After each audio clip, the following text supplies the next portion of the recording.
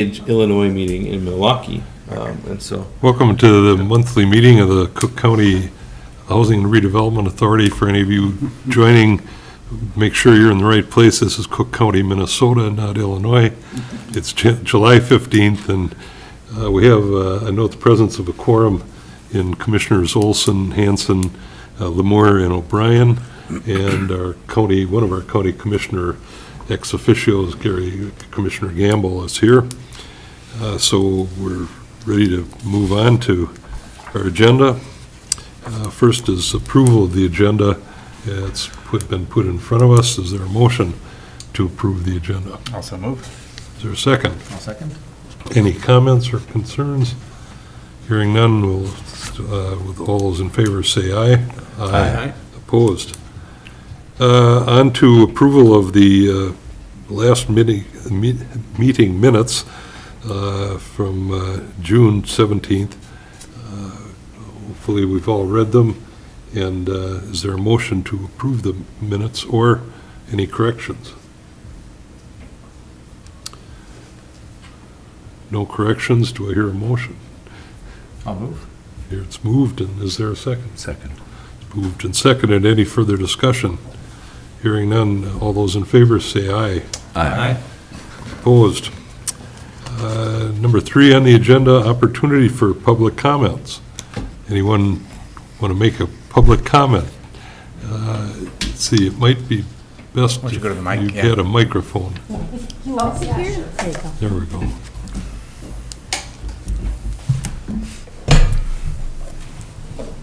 All right, please introduce yourself and let it rip. Yeah, I'm Angie Robinson. I live here in town. I've just recently joined the Starry Skies organization. I went to my first meeting last night. So I'm in the process of educating myself about the issues and where our community is at. So I'd like to hear from you, where is it HRA with us? Has any action been taken? Do you intend to take action? Particularly with the new developments that have been going in. As far as compliance with dark sky, the Gunflint view is pretty good, but the new Birchwood and Heights are not.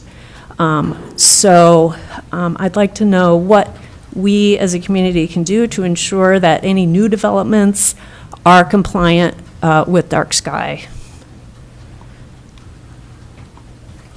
Any reactions or thoughts from commissioners about dark sky and the impact? Well, can you educate us a little bit on what the violation, on in what ways the are the issues are. heights and Birchwood? Yeah, and I actually spoke to the people from One Roof when they were in town looking at the project, and they were nice enough to talk to me about it. And there's 5 principles that they need to comply with.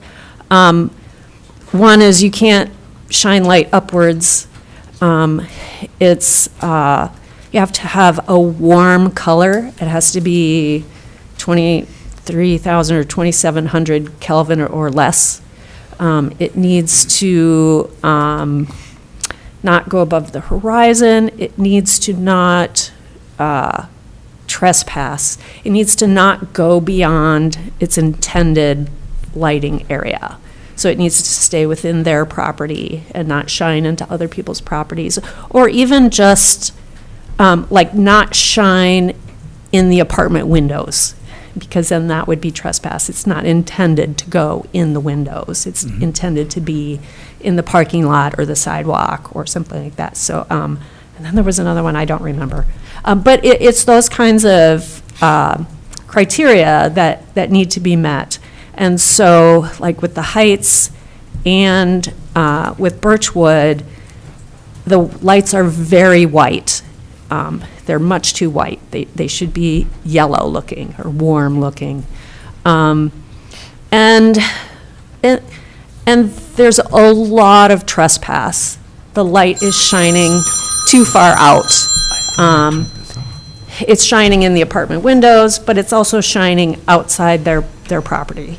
So I noticed it because I live right next door to the Birchwood Apartments, and it's shining in my yard. If I may ask a clarifying question, these lighting-related concerns are related to new work that is? Yes. Okay, so this is a new issue or largely new issues, not necessarily related to just old. Correct. existing My homes. concern right now is any new stuff. You know, I understand that it can be difficult to retrofit and expensive or whatever. But if we're putting in new projects should be compliant. You know, do it from the beginning. That should be easily done. I mean, the solutions are there. It's not hard. You just have to pick the right light, you know. So, so my question for the HRA is, you know, are you taking any steps to ensure that this happens, that it actually gets implemented? Because it feels like there's a lot of kind of talk around it. Oh, yeah, that sounds great.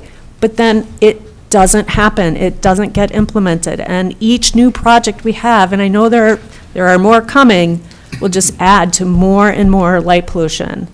So I think, you know, we as a community need to be more proactive about ensuring that things actually get implemented, especially if public money is going towards it. You know, it's pretty frustrating to have public money going towards these projects and then not getting what we care about and what we want. Well, at least one comment, knowledge is a great thing, and if you have guidelines that you could share, if they're, you know, universal or even specific to Cook County, Yeah. that'd be helpful, and we could take a look at that. Okay. And I saw a hand from Commissioner Gamble. Yeah, thank you, Mr. Chair. Yeah, thank you for bringing it to our attention as a commissioner, not speaking on behalf of the board, but as a commissioner, we've been mindful of having, you know, dark skies up here as a value. And so when the highway department comes before us and they're changing lighting or they're going to install lighting, we are always recommending that they look at the recommendations that come from maintaining a dark sky. Yeah. And so that is downcast, and then the lumens and the type of light that is used. I think that as a community, because it's not a legislative requirement for compliance, it is a value that is shared, and if we say that we would like as a community to protect that value, then those that have the ability to do so, be it lighting for the highway department, be it, you know, construction on behalf of county or on the HRA or other developments, sharing that value and providing the directives that help us to do that in the context of what is achievable is appreciated. But how we measure, and you can measure light and lumens and distance and things, to the extent that it's not cost prohibitive, I think our intention is to share that value as long as all the people that are contributing to development within our community do that. But a landowner that chooses to put up a light because they're concerned about safety or whatever else, they may or may not choose to comply with it, but the more that we share that value, the more you're going to see it protected.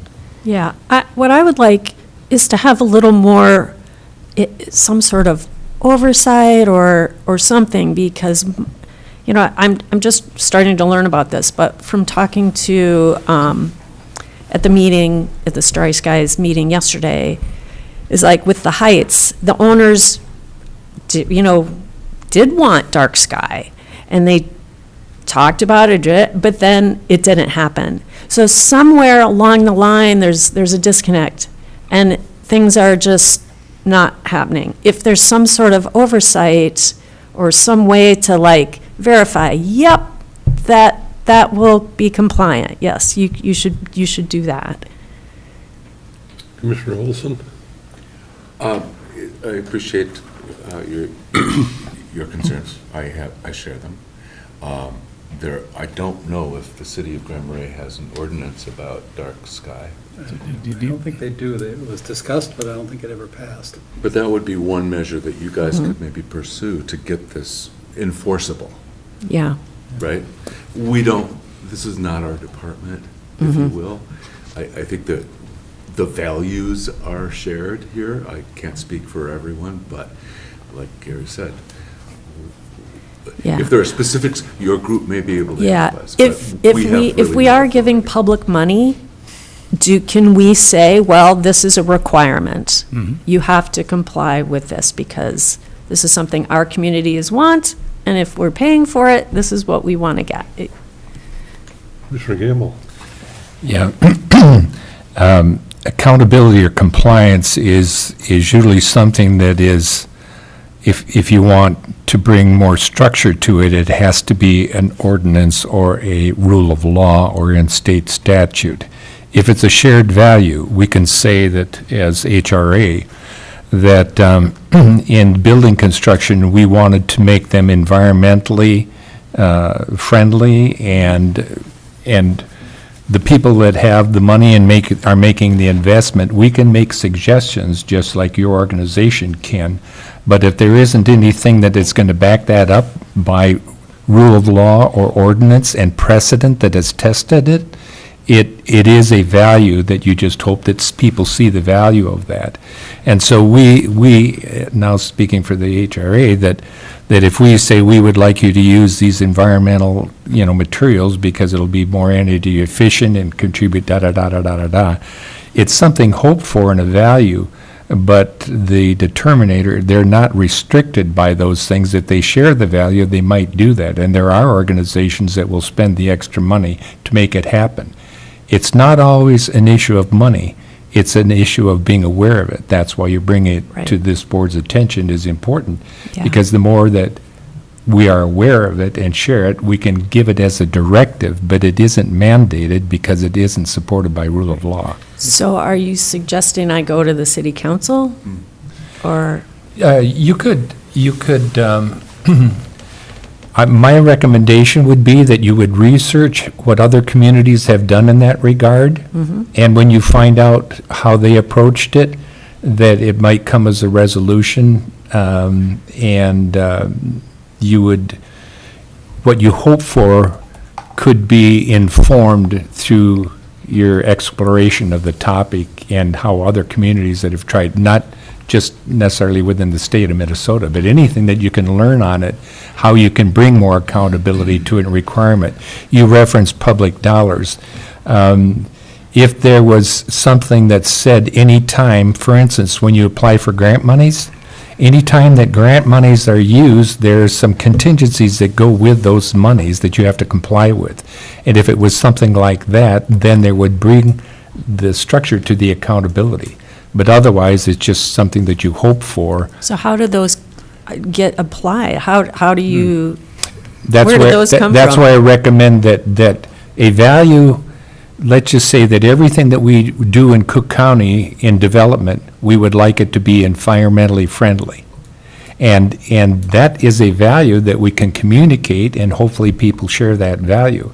But if they find that it is either cost restrictive to their project or something, we can't force it on them unless it's something in state statute or through the city or whoever has jurisdiction, the county or the state or federal, that we have to comply with the rule of law. And if it's wetlands and we want to protect the quality of our water, then before a development happens, and it's on our agenda today, we have to do a wetland study to make sure that we're protecting the environment. So I would do some research. I think that your enthusiasm for this and your participation last night is something that's commendable, but I would advise that you try to find more information so that when you come before the groups, you'd be able to tell them, this is how it works here, or this is how I've seen it there. And I don't have that research, but I'm going to go back and take a look to see how you bring structure to a value. Commissioner O'Brien. Well, I think that I think we may be talking about two different scopes of scopes here. One is how do we fix this for all new construction in the county? And that's, and that would be, I think that the approach would be, we could say, voice our support for these ideas and values and so forth, and that would be something that we would ultimately be working, and through an ordinance, work to have something that applies to all new projects in the county. I think the narrower scope is which projects is the HRA specifically financing. And for those projects, it seems to me the leverage we have is a development agreement. And we have and whether or not there's an ordinance in place, we have the leverage in those negotiations to say, here's the conditions upon which we will give you the money to do this project. And I think there where it would be helpful would be to have specific, same research, but say this is what's been, this is the standard that has been demonstrated in other communities. This is not cost prohibitive. But our expectation is that if you're taking our money, then this is something that you agree to comply with, and that's not, so that applies to the HRA finance projects. Doesn't apply. We're not trying to solve a bigger problem than that right now. So. Well, I'd like to get back to my original suggestion. If there are guidelines as to what would make something dark sky compliant, we'd like to get those, because we can certainly start with those and take some action beyond that. But without knowing what it is, we're not in a position to do that. But we would like to know, and once we know, we can take action. So if you could help us with that, or just refer us to some place that sets those kind of criteria, that'd be great. Yep. And Mr. Chair, if I just quick comment, that Okay, how that Campbell, practically one works more out time. is the fact that when the Highway Department, MnDOT was going to put lighting in, that somebody with dark skies value came before and said, could you be mindful of that when you put them in? And they took that information, and as a result, that's what they did. Yes, and the city was Yeah. deeply behind that, Yeah. as were the subcommittees and Yeah. and the focus groups. Yeah. Everybody was. Okay, Yeah. and it did work. Because a Okay. lot of areas in town are quite good. There's a few trouble spots, but my concern was these new trouble spots that are, getting added. Yeah. Commissioner Lamore. By way of a quick closing point, unless there's other commentary, I guess I don't mean to close that prematurely. I think the question of prescriptive versus elective, as you can tell, has a lot of,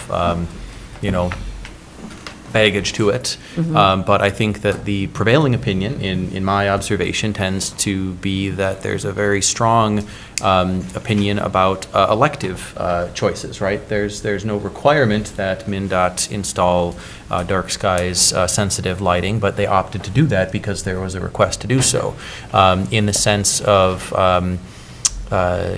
existing lighting that's, broadcasting light over too far of a distance and broadcasting unnecessary light upwards, there are perhaps some elective modifications that could be made by the property manager to address some of those concerns. I'm thinking possibly of a shroud or a cover Yeah. over the light, and that's probably quite a bit more cost-effective than replacing lighting Yeah. altogether. So I can sense a desire for a strong prescriptive answer to this problem. I believe that that's possible. I don't know the path to making that happen sitting here right now. Yeah.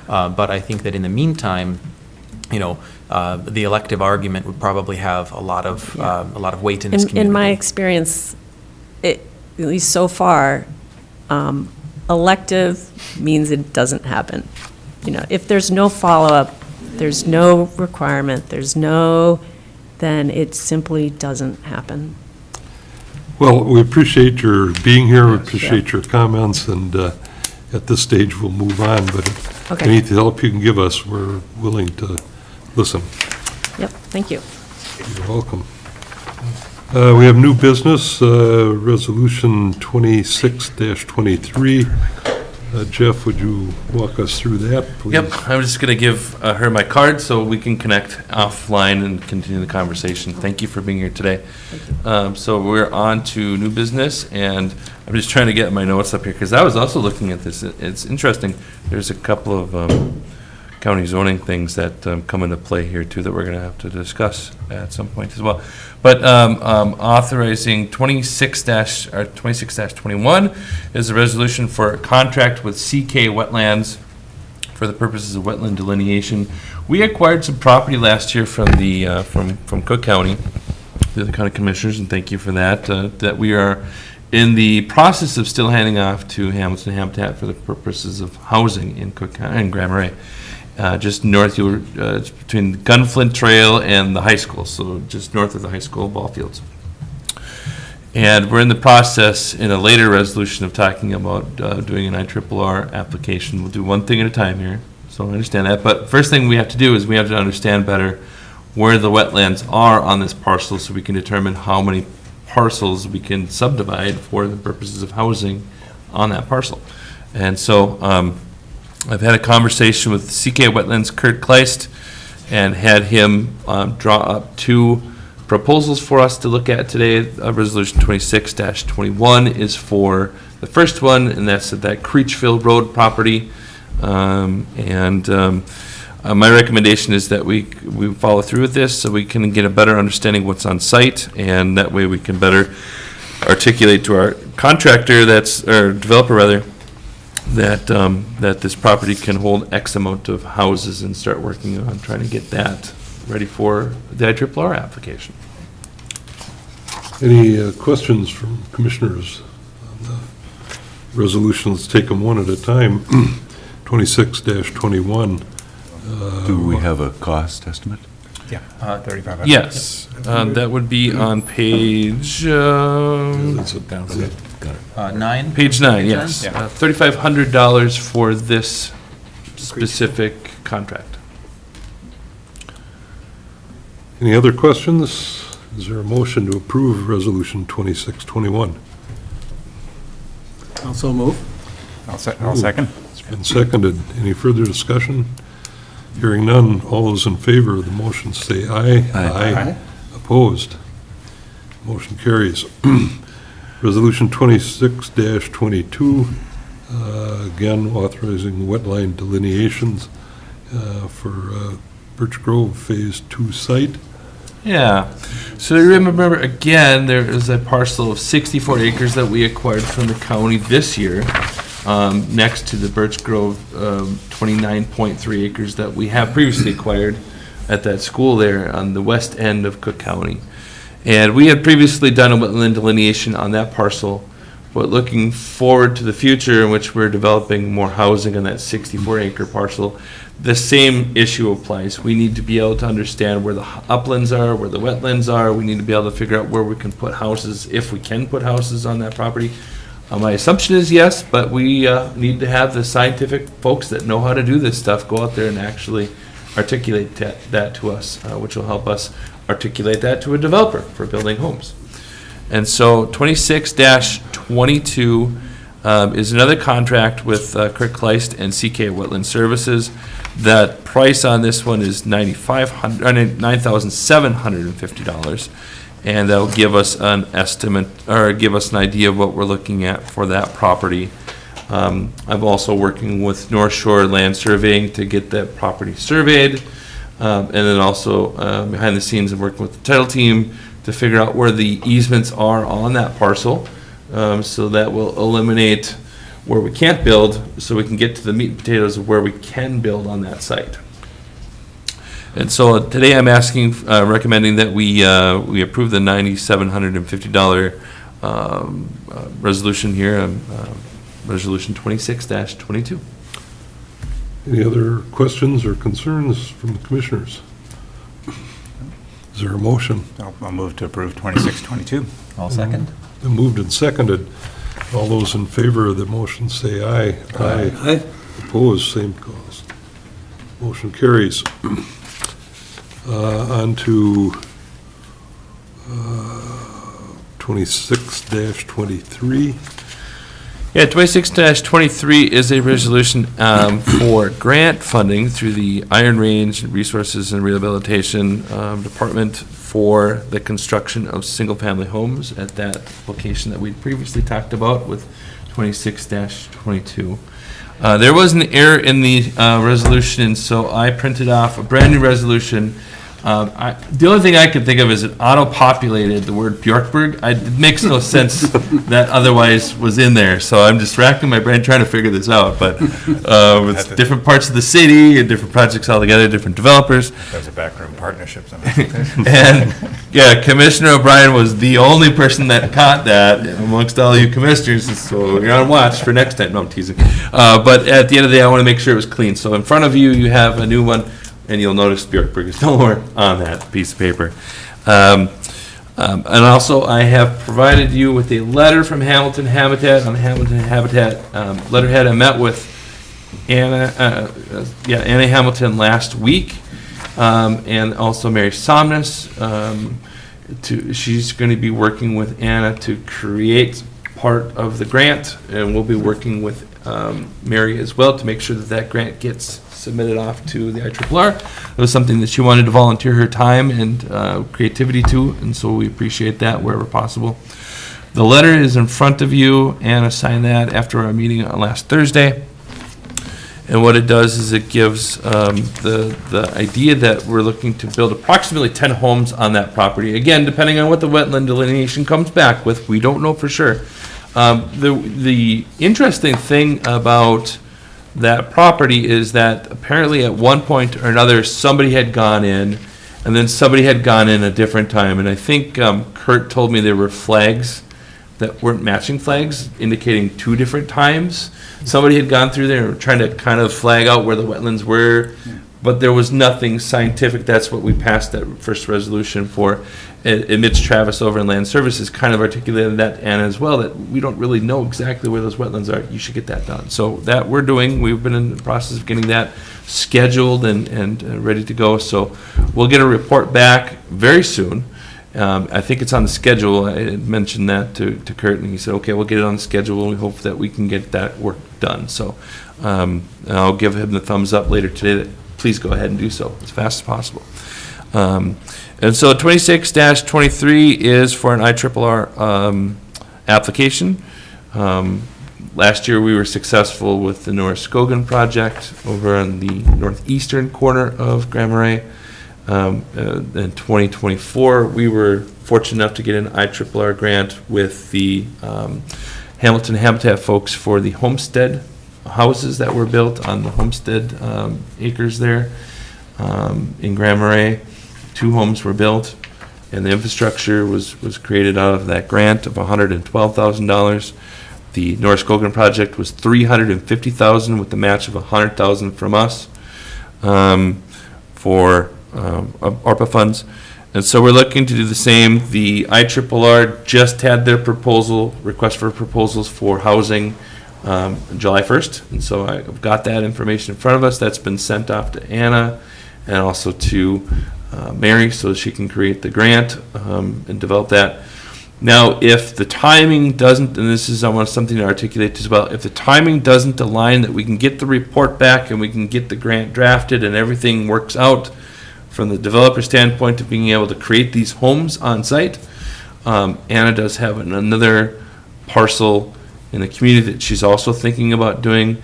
At some point, the ship leaves the dock. We want to make sure we get an application into the IRRR. We don't want to lose that opportunity to get some funding for Cook County for housing. This is a great opportunity for us to get Cook County funding for housing through the IRRR. And so my hope is that we get this with this parcel that we're talking about conveying to them anyway. If not, we'll have to cross that bridge. Any questions? Yeah, I'm a little confused. So we are approving, going forward with an application to IRRR for Hamilton Habitat as the developer. The specific site is not determined yet. It will, choice A would be the place that we haven't delineated yet, and plan B would be a different site. And that would they both be for the same number of houses? Would they both? I'm just a little confused about what is it that we're approving here? Good question. I don't want to be loosey-goosey with this. I'd like to be as prescriptive as possible. The goal is to have those houses up to 10 on each of the sites. Well, primarily, they're looking for the Creechville site.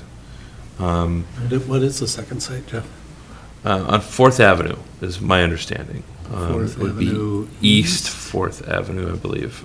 So that would be behind the IGA and to the north, Okay, the IGA grocery store here in town. okay.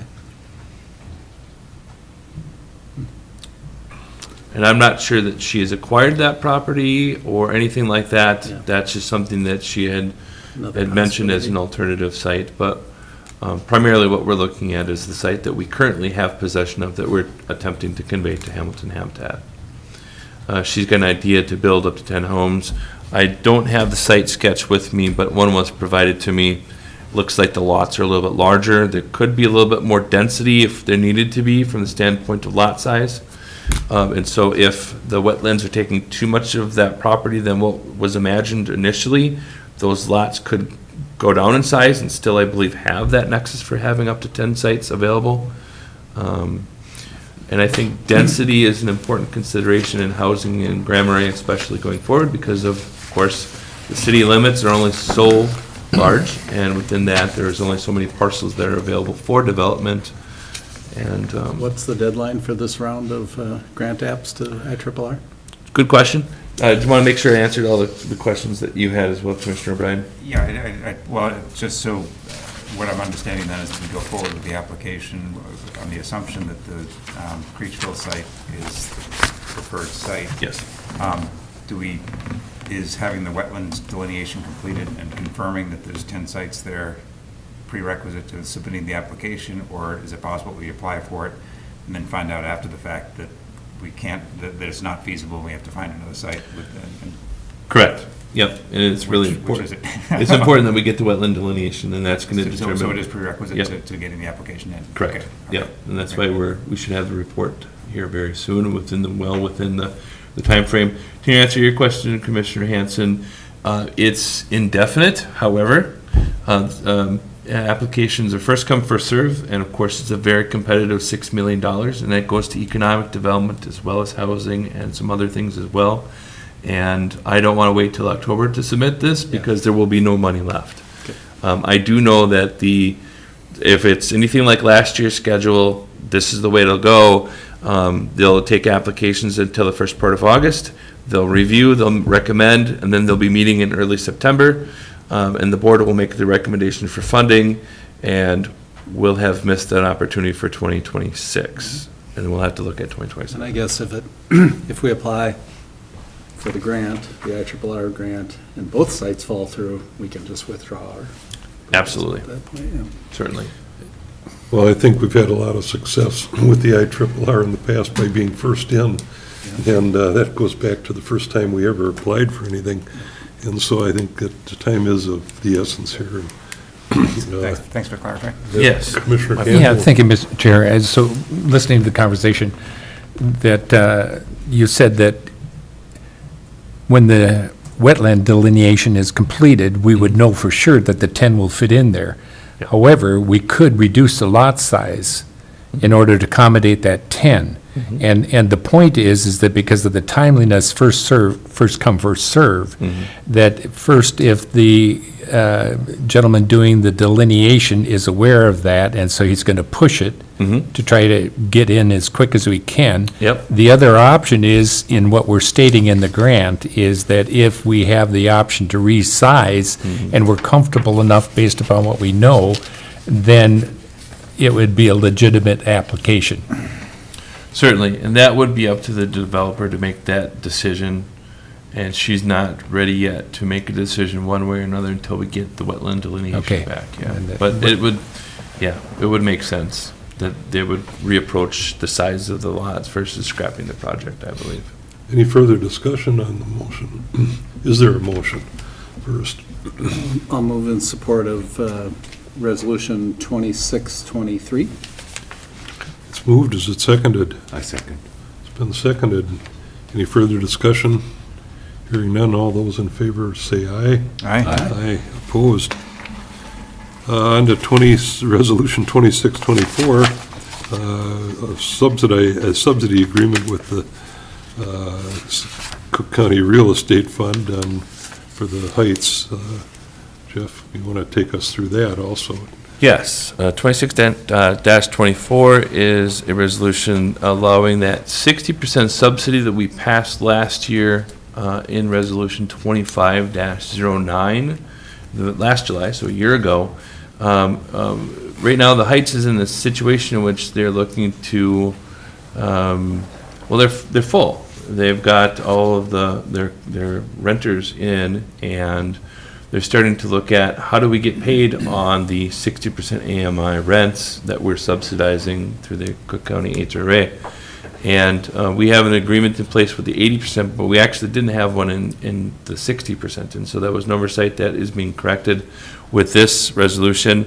What it allows for is that up to $40,000, like we had discussed before, in 25-09, to be spent on the 60% AMI rents.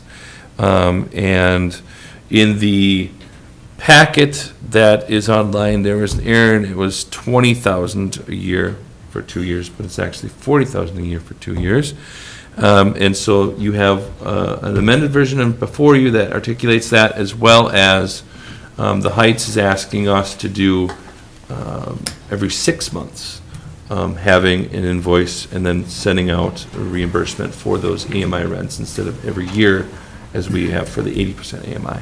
And so we're happy to do that. We have that drafted. That's before you as well. And that's for those 9 apartments that we have at the Heights. Sorry about that. It was a hard time for us to get together, but we wanted to make sure that both myself but also Gary Latz were in agreement on everything. And once our lawyer legal team was able to put together the draft back in, I think it was the 9th of July, around the time this packet came out, it was before we had the opportunity to get together and visit with that. And so that's the changes before us, and that's what we're looking for adoption with today. Any other thoughts or questions on Resolution 26-24? Just on the Commissioner amended Ryan. version. Okay, I'm just confused with the Article 1, purpose and background says $40,000 per year. Article 3 says disperse subsidy in 20, that's every 6 months. That's $20,000 per month. Got it. Yes. Okay, got it. I said the 20,000 and I was a little confused. Yeah, and good for clarification, and I hope you all understand that it was initially 20,000 to 10,000. That was just a drafting error by Chris Furta. And we had it replaced with 40,000 per year and 20,000. Again, it's just a drafting error going back to the original 25-09 resolution. And then, so our first payment would come due September 18th. This is with our SAHA funds that we received from the state of Minnesota through the Department of Revenue to help subsidize rents in Cook County and across the state. And these are funds that are passed through from our county to the HRA to the developer for being able to offer these rents at a lower cost to renters. So September 18th, we will get a certification filled out and completed by the folks at Bashand, and we'll get some information as well that will be auditable. Of course, our auditors look at all of this stuff. They looked at it with the Gunflint view as well. So we'll have all of that information, and we really appreciate having that as well. Commissioner, So with switching to every 6 months, which I think is really helpful to the developer, Yeah, are they doing their compliance check with the tenant every 6 months then as well? absolutely. Which is also advantageous to us. So if somebody suddenly comes into a windfall, we don't wait a year to Right. That's- change their. Also, did you talk to them at all about the issue of switching some apartments out of the 60% and some others into it? And so it continues to, or do they have the ability to do that anyway?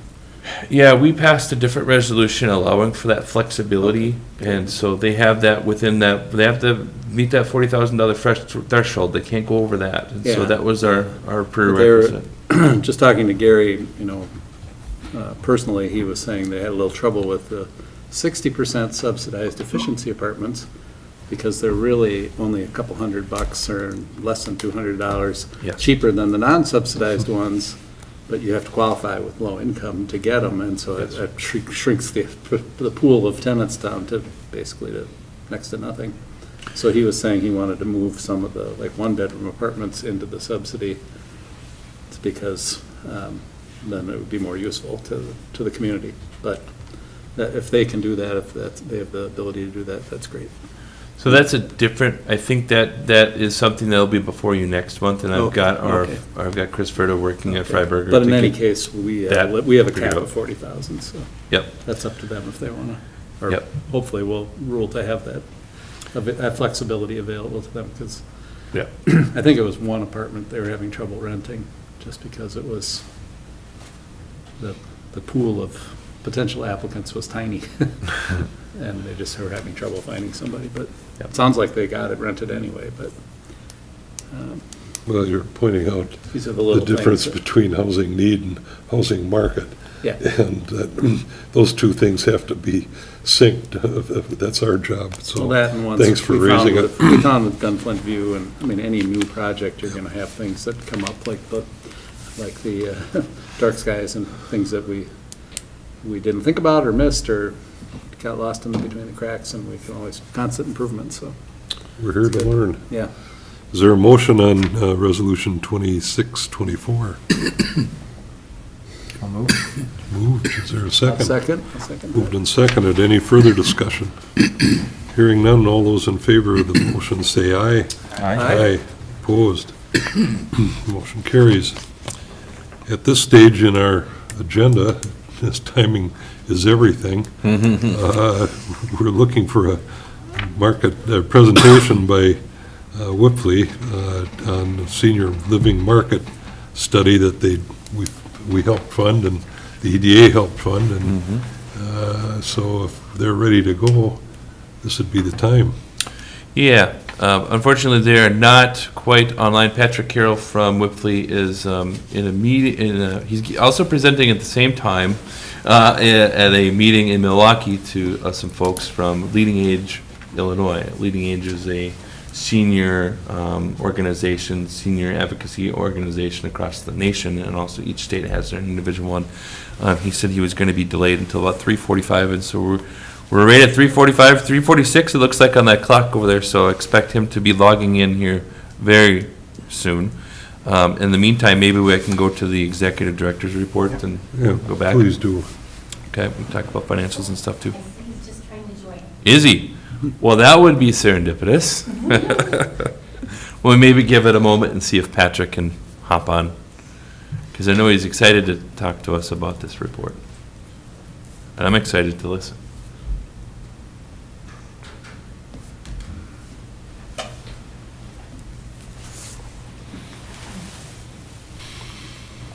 There he is. Okay, I'm going to, let's see here, unmute myself here.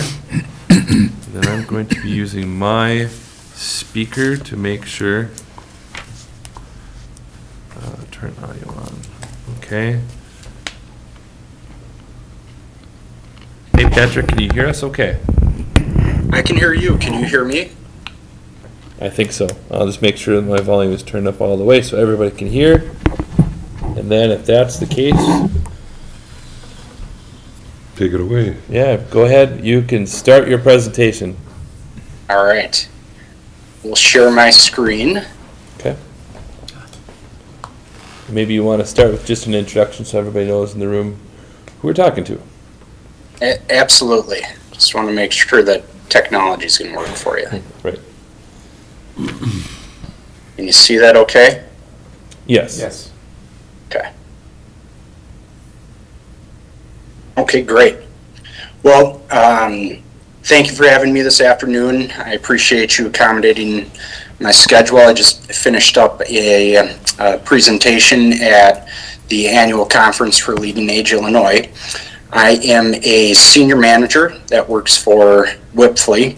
Whipley is a CPA and consulting firm that has different industries that they specialize in. I work specifically with senior living providers and organizations like yourselves and assist them with planning for future needs of aging population and how to best serve their community, and how to identify the greatest areas of needs related to the senior living industry. So I've been doing this work for about 18 years, and this is kind of what I do day to day. So I'm excited to walk through the report with you. The approach that I'll take today is to talk through the different approach that we took, the underlying data that's driving the results, and then get into the results themselves. So the data that drives the results is going to be kind of your base information so that you ultimately understand the findings that we're arriving on. If you have any questions on a specific slide, feel free to interrupt me and ask me about it. I'm okay with it being conversational. If you as a board would prefer to hold questions until I'm through the presentation, that is completely fine as well. So the first slide that we're going to look at is what's the objective of this study and what's the methodology that we used to approach this study. So there's an identified need for senior housing and senior care options for the aging population within Cook County. And HRA has an initiative that they undertook that reflects their commitment to ensure that aging adults can continue to live safely, comfortably, and affordably within the county.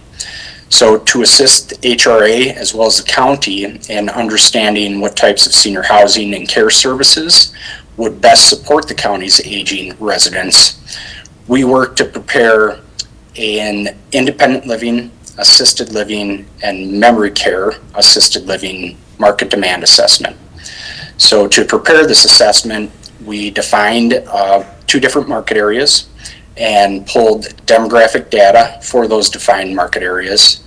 We reviewed the information that's available on other facilities, other providers that are within the market areas as well as the county. And then we prepared demand assessments that estimate and quantify the number of units by service option that the market can support or potentially not support current day and then 5 years down the road. Those assessments were focused on the private pay market, so that being individuals that are estimated to be able to afford to pay out of pocket, pay privately for services for at least a period of time. So in other words, when we're talking assisted living, memory care assisted living, these findings exclude potential Medicaid waiver participants, and we'll talk about that further later on. Looking at the very first step, which is defining the market area. We typically define a primary market area, or PMA, as well as a secondary market area, the 2 of which combine to compose a total market area.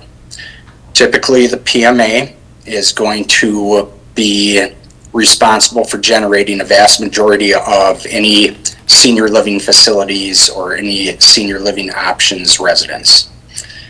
But we know that there's also going to be residents that will originate from a surrounding area, and that's why we look at findings for a primary market area as well as a total market area. Lastly, we know that residents will originate from outside of those geographic locations. So we also factor into the demand analysis an in-migration factor.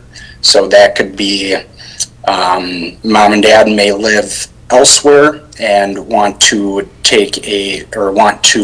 find a senior living option that's near their adult children. Or maybe they left an area that they had lived in for years and want to return there for their senior living services. That in-migration factor captures that influx of population that may not be within the demographic data that we're going to look at today. So the primary market area was defined as a 30-minute drive time, basically from the center of Grand Marais. The green shaded area reflects the geographic area that 30-minute drive time covers. So when we're pulling the demographic data, it's being pulled specific to this 30-minute drive time, that green area. The total market area was defined as a 45-minute drive time, represented by this orange or yellow shaded area. And essentially, that 45-minute drive time keeps us within the county, but captures a reasonable distance that people might be willing to travel to receive senior living services. I'll also point out that it does include the reservation to the north there and stays outside of Canada.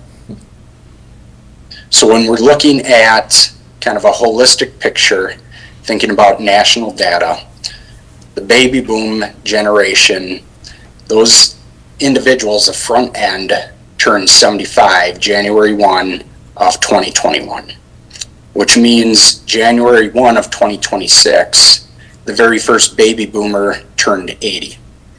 And nationally speaking, for 10 years, there's approximately 3.4 boomers that will turn 75 each year.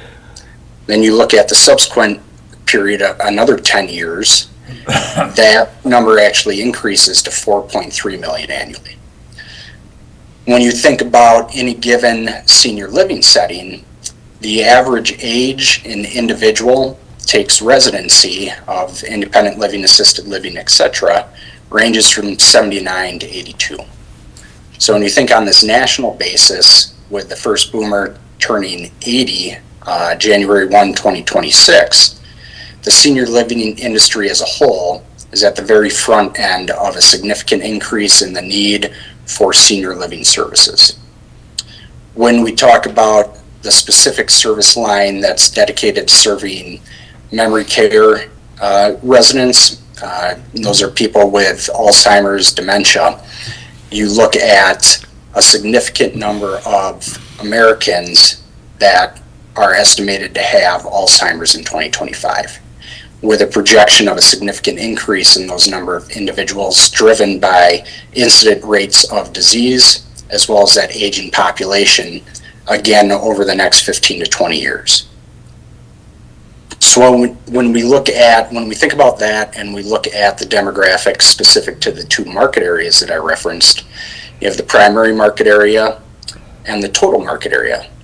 And referencing that population aged 80 and older, in both instances, over this 5-year period of 2026 to 2031, we're looking at approximately a 25% increase in that age cohort. When we look at the population aged 85 and older, which is when you reach the age 85 and older, the utilization rates of senior living services increases dramatically compared to individuals aged 80 to 84 or even 75 to 79. So that age 85 and older cohort is a significant indicator of the need for additional senior living services. And you can see that in the primary market area, over this 5-year period, a 35% increase, total market area, 30% increase. So actually, your area, this geographic area, is ahead of what we're seeing in most markets. So most markets, you're seeing that bubble, that 30+% bubble in the 75 to 84 age range, which, looking at the primary market area and total market area, that increase is still significant at over 18%, as well as in terms of numbers, almost 100 individuals aging up into that age cohort over this 5-year period. But also, really, you're already there in terms of individuals that are reaching the age where they're going to have a significant increase in need for senior living services.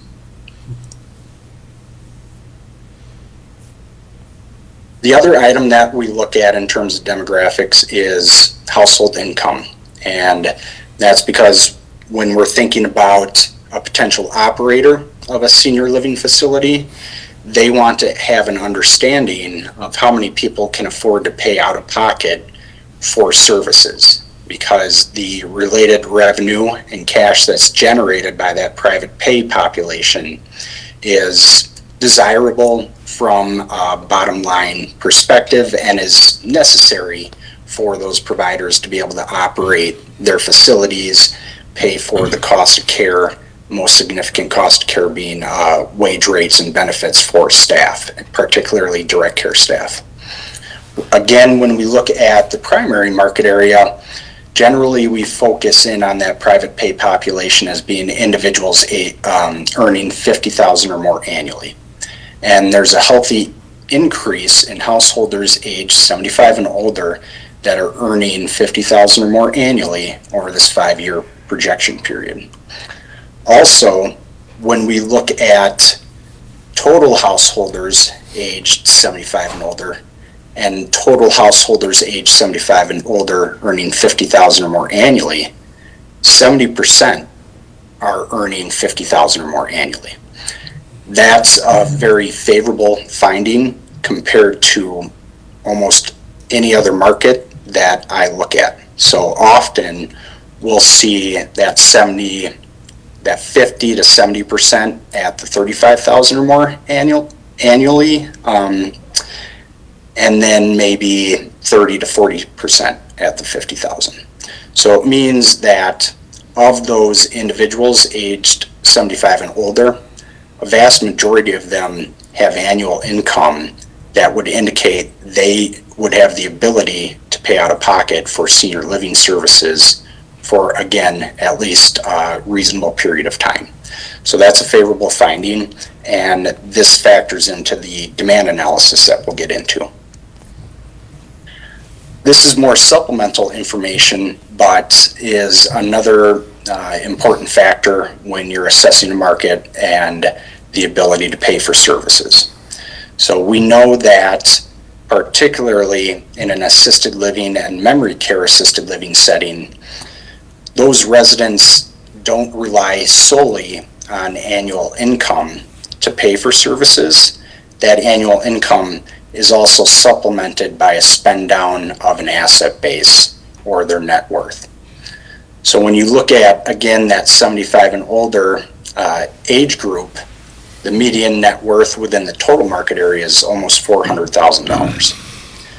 When you think about an average assisted living rate for a baseline frail elderly assisted living resident, and you assume a monthly rate of $6,500, if you look at just that $400,000 median net worth number, that equates to that individual being able to pay for services just by spending down their net worth for over 5 years, which is significantly less than a traditional average length of stay in an assisted living setting.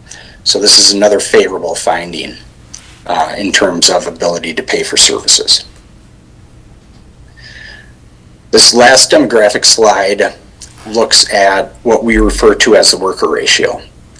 So in addition to looking at demand and the number of units that are estimated to be supported or needed from a demand perspective, another significant consideration, particularly within the senior living industry, is the ability to find the appropriate level of staff to provide services and care services to those residents. With the most significant challenge being related to direct care staff, your RNs, LPNs, and CNAs. So we like to present this slide as information that should also be considered when thinking about your potential project size, your number of units, number of beds. So we look at the worker ratio, which is not anything fancy. It doesn't include workforce participation or anything like that, because you don't really need to do that to see the story that we're telling here. So it's just looking at the number of your traditional age working population, those aged 20 to 64, compared to the number of individuals 85 and older. And you look at current day, many senior living providers are experiencing challenges with finding the appropriate number of staff needed to take care of the number of beds or units that they offer. So a worker ratio of 19 current day, looking forward 5 to 10 years down the road, you see that ratio decrease 16, 18, 13%, which is fairly consistent with the state of Minnesota as a whole, although Cook County does lag the state benchmark. So again, this information is not included in the demand analysis itself, but is another factor that should be considered.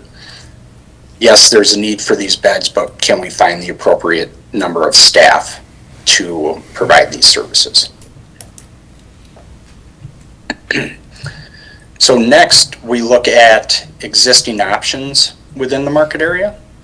And within the demand analysis, we included the first two independent/senior housing options that are within Grand Marais. First one being Homestead Cooperative, which is designated for individuals or residents aged 55 and older. Maintenance services are provided, but there aren't any care or care-related support options available. We decided to include this in the demand analysis because it can directly or indirectly compete with a traditional independent living or age-restricted type option that serves individuals that are independent but don't want to do the maintenance and want to have some sort of amenities available to them. The second provider that was included in the independent living demand analysis was Sawtooth Ridge Apartments, operated by Ebenezer, 27 units. A portion of these are rent restricted. They operate under a HUD contract. It's restricted to individuals age 62 and older. However, they do market that some level of care or support services are available to their residents, such as skilled nursing visits, medication setup, etc., through Cook County Health Department and Social Services. The last age-restricted facility that we considered including, but ultimately determined to exclude from the analysis, is Grand Marais Apartments. That rent is limited to 30% of the resident's gross monthly income, and was deemed to ultimately not be directly comparable to the type of independent living product that we understand is under consideration for your development. When we look at senior living care options within the county, there are no licensed assisted living, no licensed memory care assisted living providers within the county. Obviously, you're aware of the skilled nursing facility within Grand Marais. It's 37 beds. It's likely that the facility is serving some residents that could also be appropriately served in a higher acuity assisted living setting, or maybe they're serving some memory care residents that have needs of dedicated memory care program. That's an assumption. It's a situation that we see often in markets that have a skilled nursing facility and no or limited assisted living options. But in general, what I'm referencing is on a pretty limited basis. So it's unlikely that an assisted living facility would be a direct or a significant competitor to the existing skilled nursing operations. And then our understanding is there's no other senior living projects that are planned or will be entering the market. If there were, those beds or units would also be considered and included in the demand analysis. So getting into the demand analysis itself, when we do these assessments, we run three different calculations: the gross market penetration rate, net market penetration rate, project penetration rate. Each three has industry standard benchmarks that are indicators of whether a market has too many units about the right amount, number of units, or would be able to absorb additional units. So gross market penetration rate looks at any existing units plus any planned units, which would be a new project, and then looks at a target population, which is population that's determined based on age and income eligibility. We'll talk about that next. But the industry standard benchmark is 20%. So above is unfavorable. That means there's too many units compared to demand. Below means there's demand is exceeding supply. And at 20% means the market, or around 20% means the market is approximately at equilibrium. Right number of units for demand. So, Net Patrick, market penetration rate. Can I interrupt you factors to in- ask a question? Yes, from that? please. It's Commissioner Hanson. So market penetration of 20% of what? How do you 20%. define the market? So I'll Just get so- to that next. Okay, just so I can understand, because I Yep. don't understand. I'll get to that Okay. on the very next slide. So net market factors in a turnover rate. So we know on an annual basis, a certain percentage of residents that are within the facility will move out and need to be replaced. So on average, nationally, in independent living, about a third of your residents move out and need to be replaced. So net market penetration rate is an assessment to indicate how easy will it be to fill those vacated units. 10% the equilibrium benchmark on that. Again, above indicating saturation, below indicating unmet demand. Project penetration rate is, we're talking about a specific project, maybe it's 40 units. How easy would it be just to fill those 40 units? That benchmark is 5%. So when we're talking about those percentages, we have to define the target population.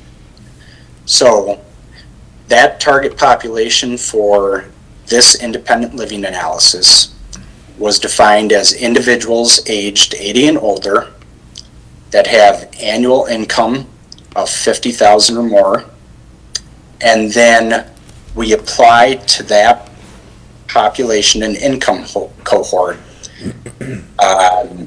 use rates of skilled nursing, incident rates of Alzheimer's and dementia. We estimate those that might need assistance with activities of daily living, in other words, for elderly assisted living residents.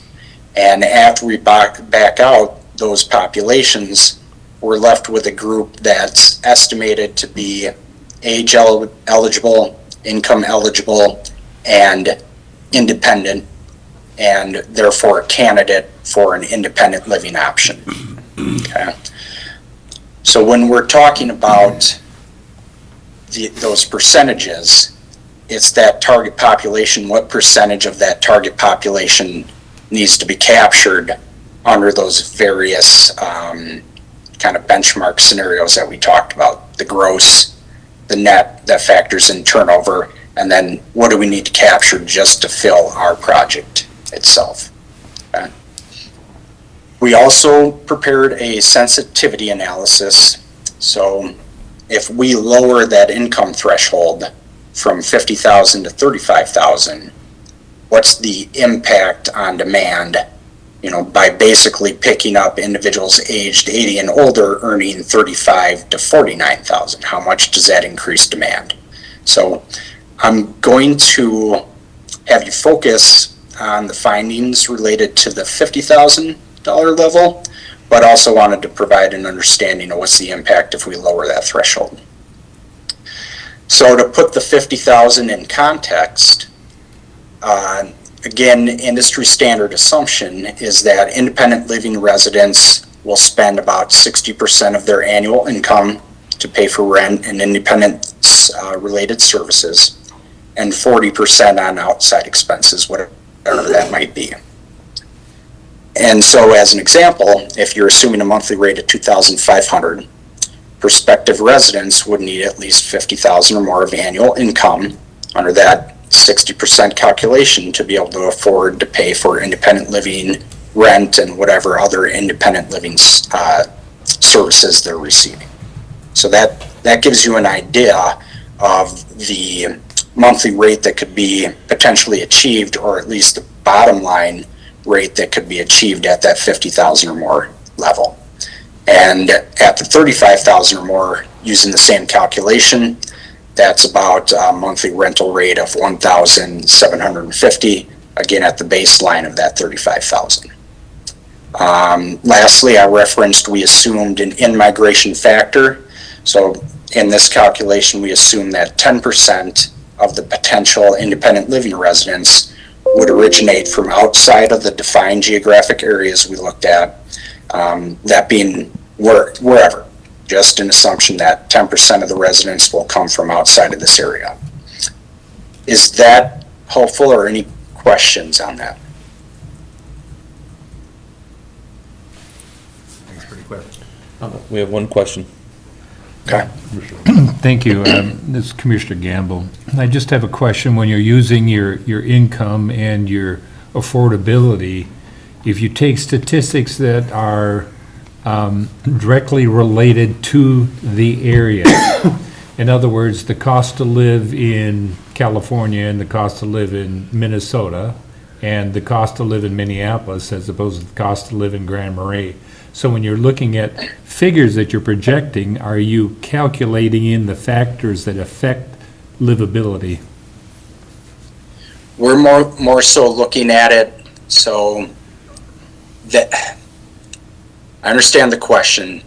I think that would come into play from more of a financial analysis perspective.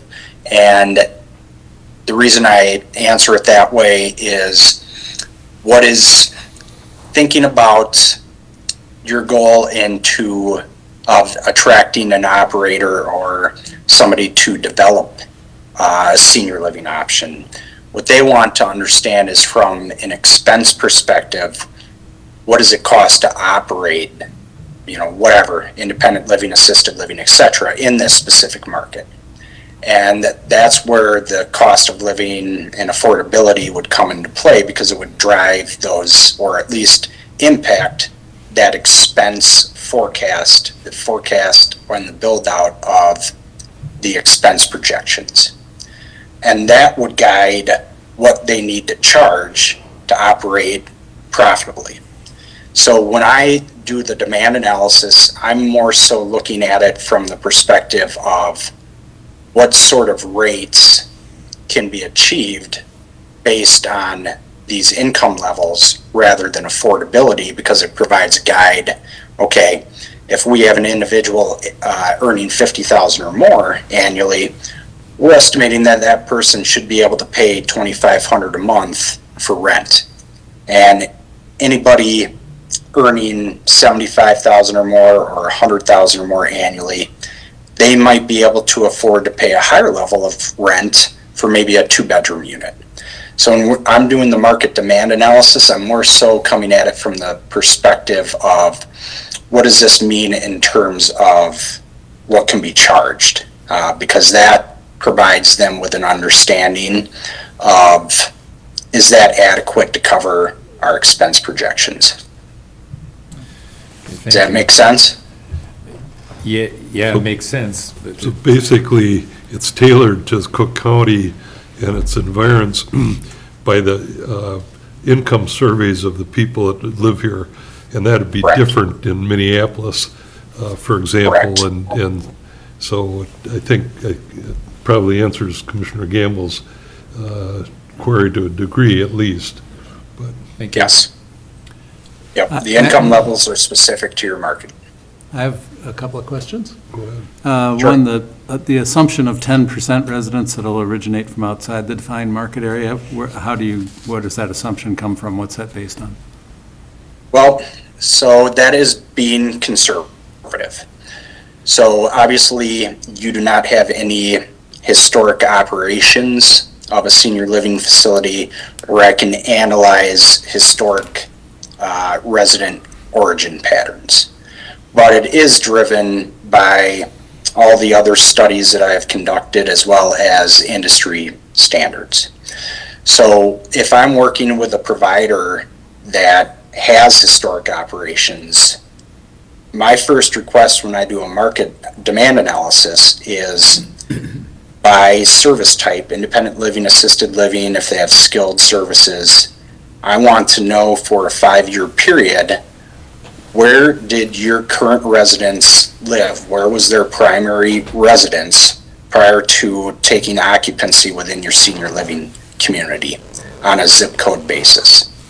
So that will give me from zip code A, X number of residents originated from zip code A over this 5-year period. Zip code B, how many came from there? And really what you're trying to ultimately get to is to define a geographic area that represents 70 to 90% of historic resident admissions, because therefore you can make the assumption, unless we're making significant changes to operations, you can make the assumption that in the future that same geographic area will generate 70, 80, 90% of your residents in the future. So really the sweet spot is 80%. And if I land at a geographic area between 70 to 90, I know I have solid data behind it. I'm comfortable with that market area definition. Because we don't have that data, you know, you could make the argument to assume 20%, because you see that in a lot of cases of senior living operations. I went on the conservative end and bumped that down to 10%. So that's just based on experience with working with other providers that do have historic operational data that I could reference. So one concern I have with that is that Cook County is significantly different in its population patterns than almost any other county in the nation. Certainly in Minnesota, and that 65% of the homes in Cook County are owned by second homeowners, many of whom are here 6 months or 9 months a year, but they're homesteaded in somewhere else. But feel like part of the community, you know, want to be included in the community, contribute economically to the community. And, you know, so it to me, there's a little bit of skew in the statistics there, and that if we look at the homesteaded population base, that's a small number compared to who's here on any given night during the summer, or during the winter too, at any time of year. And by limiting ourselves to that data, we're grossly underestimating the potential for people to choose this for senior housing, even if their children don't live here, because they have that strong connection to the community, they want to live here, and this is a proven destination for people in retirement wanting to live here for whatever their reasons might be, but a variety of reasons. So I have that concern. I just wanted to, I don't know how you capture that data. Well, that's what I'm always worried about with these you know, demand studies, is that it feels to me like we're underestimating the potential. yeah. Then that's just my feeling and anecdotal, and I understand that, you know, you're the expert on this, and by the way, excellent, well-done analysis here. I'm not criticizing. I'm just throwing that out for something for you to think about. Yes. Look at it, because we are different here. Yeah, I hear and understand what you're saying. One way to address that, and this can be a follow-up item, is, you know, we're running a sensitivity analysis based on income levels. You can run a sensitivity analysis based on in-migration. So if we bump that from 10% to 30%, what does that mean to the results of the penetration analysis? And provide you with those numbers so that you have a range. The other thing I will say is I did think about that. And if I'm not entirely comfortable, I always err on the side of being conservative. Sure. But the other thing I will say is that where people travel for retirement housing or retirement enjoyment, retirement travel patterns is different than travel patterns when it is time to choose a senior living option. Yeah, Those are two very different things. Yeah, let me be clear here. I'm not talking about the hotel guest. I'm talking about people Nope. that own a Yeah. home here and spend a significant part of their lives here. We're seeing a lot, we still kind of tend to think of the snowbird paradigm. It doesn't really exist Yes. anymore. We have lots of people that live here that live 2 places. They're here back and forth, or 3 places year-round. That's really changed. So I'm just kind of planting a seed in your mind that you might think about that a little bit and try to look at the data in Cook County to see if, obviously, hotel guests, different thing altogether. It's Yeah. also a huge population here, and we might pick out a few of those. But my other question to you is going back to the worker ratio, because Yes. this is another thing that's thwarted us in the past, so it's on my mind. And I just want you to be aware that it's the classic Cook County catch-22. We don't have enough workers. The reason we don't have enough workers is that we don't have housing for the workers. And the reason they can't afford housing is that childcare is too expensive for them to be able to afford a house. Therefore, they don't come to work, so we have a work shortage, and on it goes. So we are making every effort as the HRA to insert ourselves in that catch-22 and break that vicious cycle. And this would be Yes. part of it. And of course, by offering senior housing, that will free up some housing locally for young families to move in. And if we are able to crack the childcare nut, I think then we've really got something going here that might work for everybody. But it would hinge on, I'm just concerned that if when we take this study out to developers, they're going to look at it and say, too small, too far, no thank you, which is kind of what's happened in the past, frankly. So I don't want you to skew or fake it, but that's not what I'm implying. Just Yeah. really take a hard look at the unique situation here, because it is very unique here. Yeah. And, Well, go ahead. and from that's another statistic I think would change if the jobs were available and housing was available and childcare was available. People would move. I talk to people every single day. I deal with tourists every day who want to move here. I had a couple this morning I talked to at length. She's just finishing up her licensure to be a licensed electrician, and he is financial, has a degree in economics and finance, and currently works online, and they really want to move up here, and they're like, we looked into it, there's no way we can afford it, there's nothing available for us. And so I was telling them about the apartments and how they can move here and network, and then they were like, well, what about schools and what about childcare? And I was like, yeah, if you're going to have children, you're in trouble. So, and of course, they want to have children. So just an anecdotal example, that was today, and I basically have that conversation almost every day. People that want to move here, and so again, I know we're talking senior housing here, but it's all connected. So that's my soapbox. It certainly is all connected. And actually, it's funny you bring up childcare, because the presentation I just did, we got onto the childcare topic. One, the housing affordability, ability for younger individuals or your CNA type worker who's earning, not the best wage compared to maybe an RN, that's a significant challenge. And I did flip to this housing value slide, because this, although this is supplemental information, again, these numbers are high and support exactly what you were just referencing. One thing that could be considered for the childcare, just the childcare situation, is to maybe build out space. I don't know if you have a local childcare operator that's already operating, but to build out a space to expand those childcare operations, offer that to that existing operator to rent out that space under very favorable terms, essentially covering the expenses.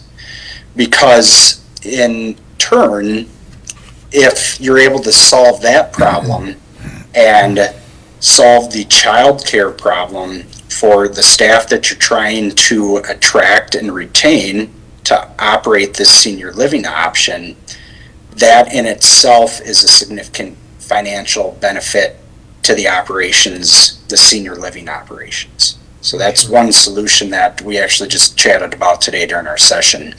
I understand the unique challenges related to affordability, lack of childcare options, and the one thing I'll say is the workforce challenge, again, really relating to CNAs, is an issue across the senior living industry and in every single market that I work in. So it's not intended to be a skew specific to Cook County. It's intended to call out the reality that it has been a big challenge for the industry in general, and any operator that looks at this study is not going to be surprised by that data.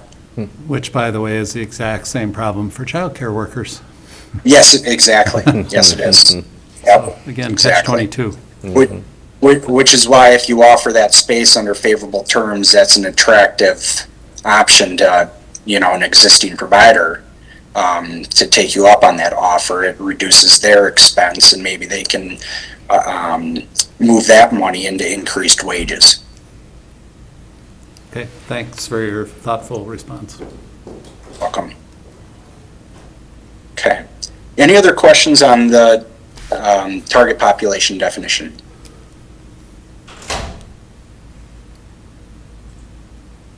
Okay.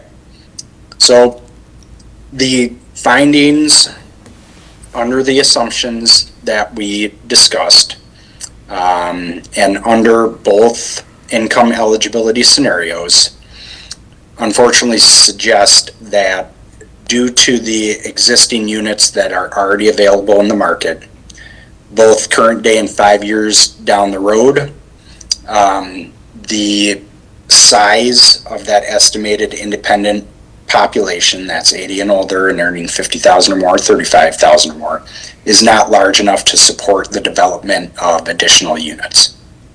So that's quick and sweet on the independent living demand findings, but the findings are different for the assisted living side, so I'll transition to that.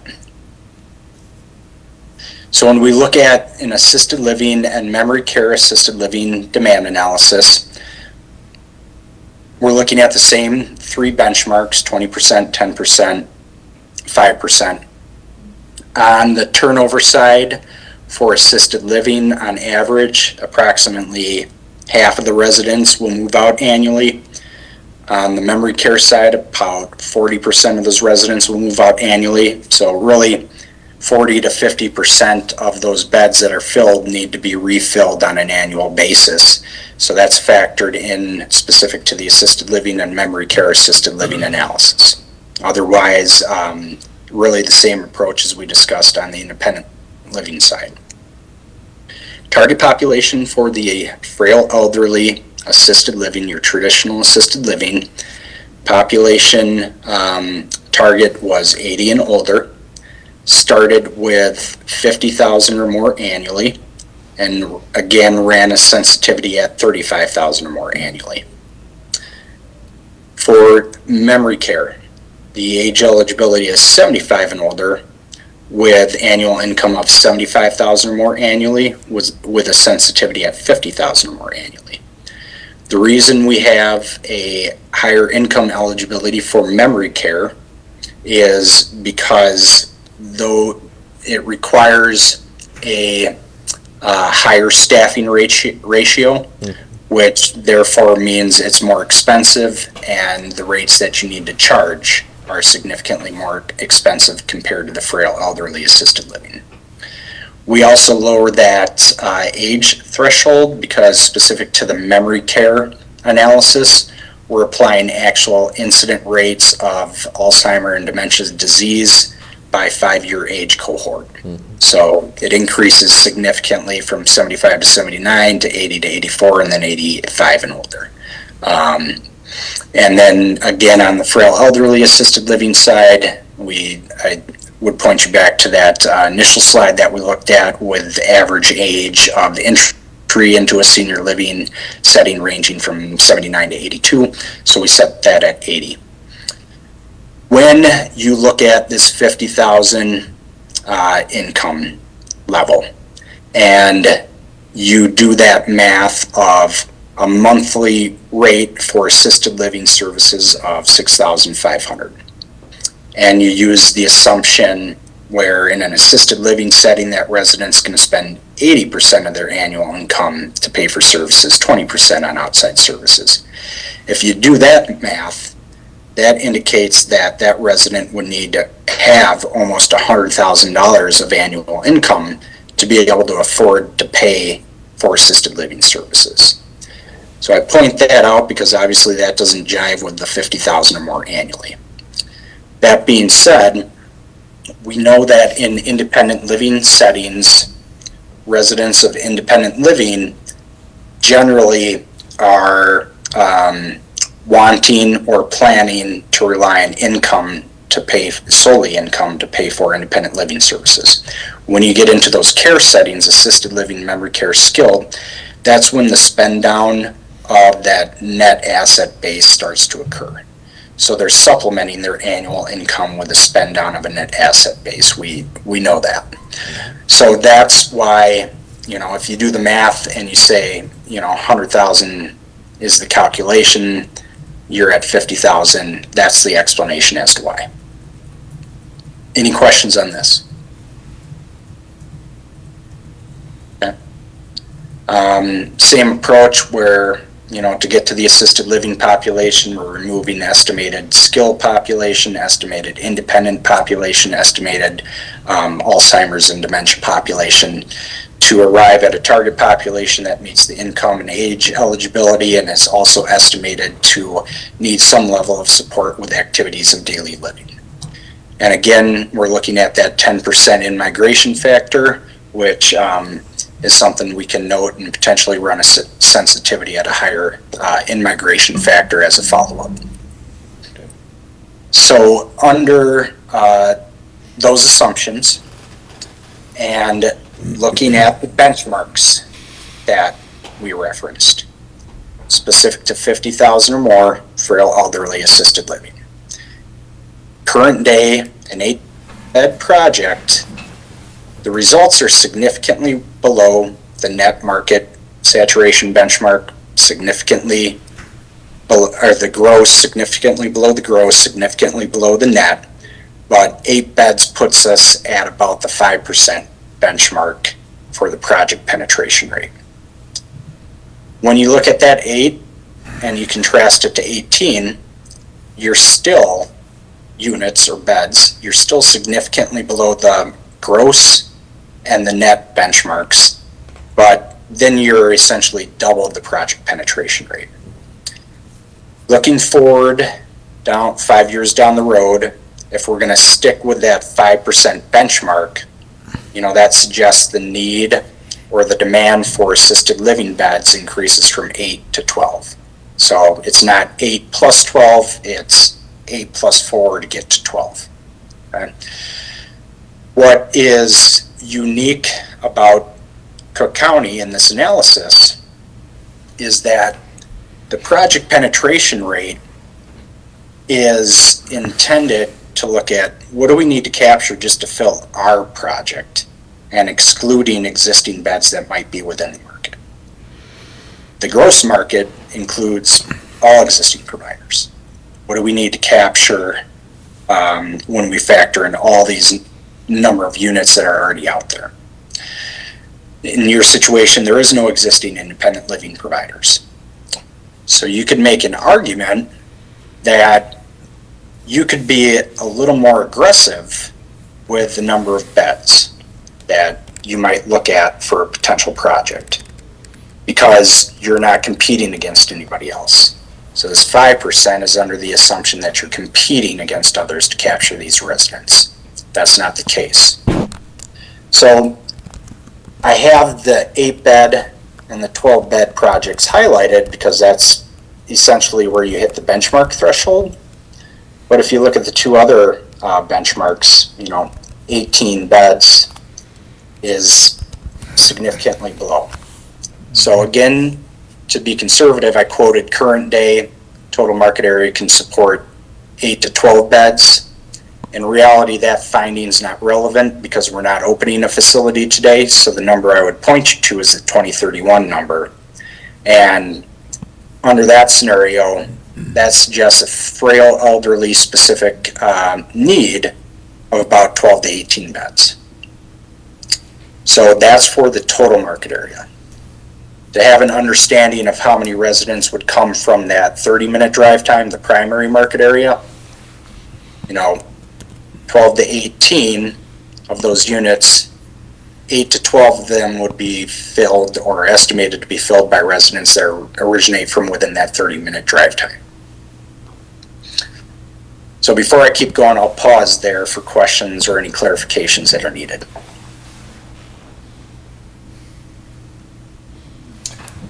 And do you have a sort of a guideline or estimate as to at what number of beds a project becomes feasible? Or, In terms of financial? yeah, in terms of, given the sort of the overhead that any project would have, is there does it need to be 25 beds, 50 beds, 5 beds? The general, very high level answer when you're talking assisted living is 30 to 40. Mm-hmm. But, we're talking 12 to 18 here for frail elderly. Mm-hmm. On top of that, you potentially have the memory care assisted living. Mm-hmm. And we haven't gotten to those numbers yet. Okay. But to go back to the financial answer, the general answer is 30 to 40, mm-hmm. but that's highly dependent on so many factors. What is cost of construction for the area? And that's actually a number I can provide you with an estimate. What is the financing mechanism, or how, will the construction be paid for? Are we borrowing at 6-7%? Is there some sort of incentive being included? What's the equity contribution? Those financing and the cost of construction numbers really are needed to give you a good answer on that. It's a hard one to say without those assumptions because they're so significant and can vary so significantly. But bank financing, standard cost of construction, probably 35 to 40. Great, thanks. Yep. Any other questions on this? I had a question in your years of experience on the in-migration factor.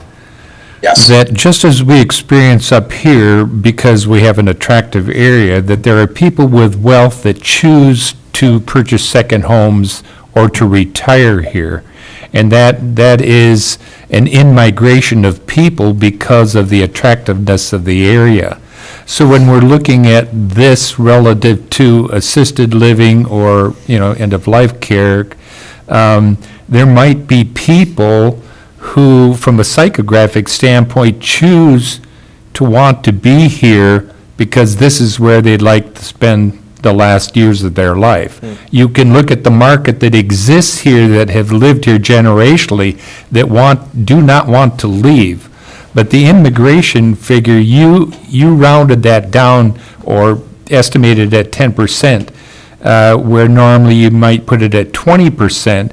But because of the uniqueness of who we are, in your experience, have you seen an immigration because of the area that has skewed those numbers to be an advantage?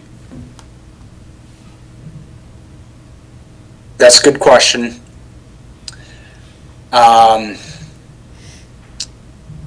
I would say, in my experience, not specific to Cook County, but just generally speaking, I often see people choose their senior living options based on travel patterns from their primary residence. Where did they go shopping? Where did they go out to eat? What area are they the very most familiar and comfortable with? And not necessarily driven by desirability of what any given community might offer in terms of services, activities, nature things like that, because particularly when you're choosing an assisted living facility, you're not driving anymore. You're not going out into the community anymore. It's driven by where do I feel the most comfortable and familiar with, because my health and mental acuity is declining. And that's what drives where people want to be. A lot of folks that might retire in Florida, snowbirds or whatever, often choose to go back home, wherever that might be, for their senior living services.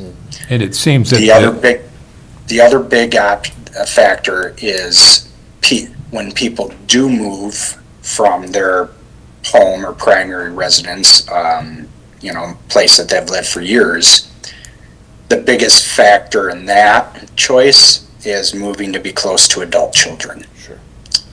And I So- was going to say that I think that that's probably the most influencing factor where it exists, that family, being Yes. close to you have access to family.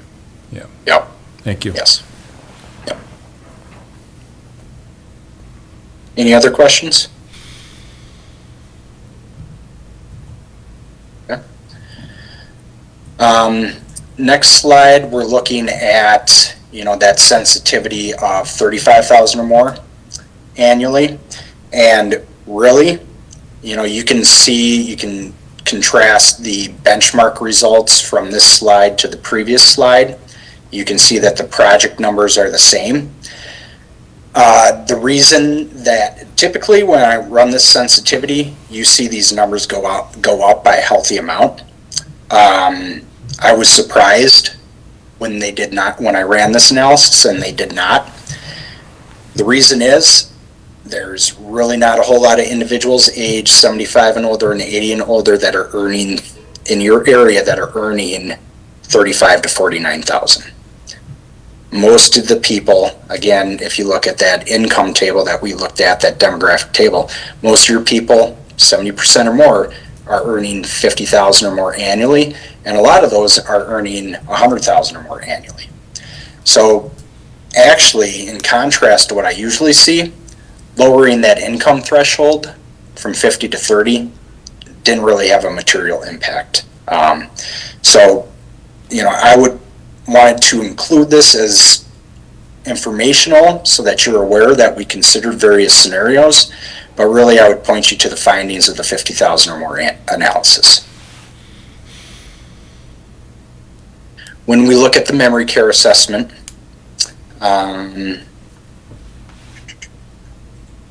it's flipped. So actually I'm going to focus here first. So when we look at that 75,000 or more income threshold, it's really the same story as we discussed with the assisted living. So what I have highlighted is where we kind of hitting that 5% threshold. Current day 6 dedicated memory care beds, 5 years down the road 8.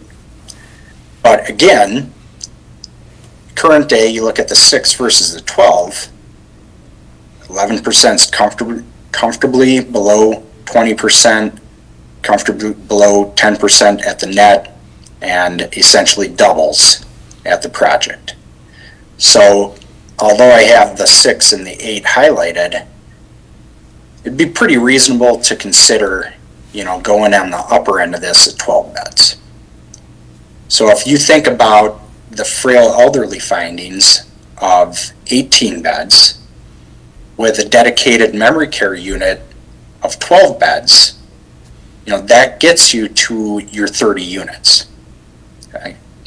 And there's one more factor that I'll hit on before we end this, but you have 12 dedicated memory care, 18 to 20 dedicated frail elderly assisted living. Now you have a 30 to 35 bed project that can serve the private pay population.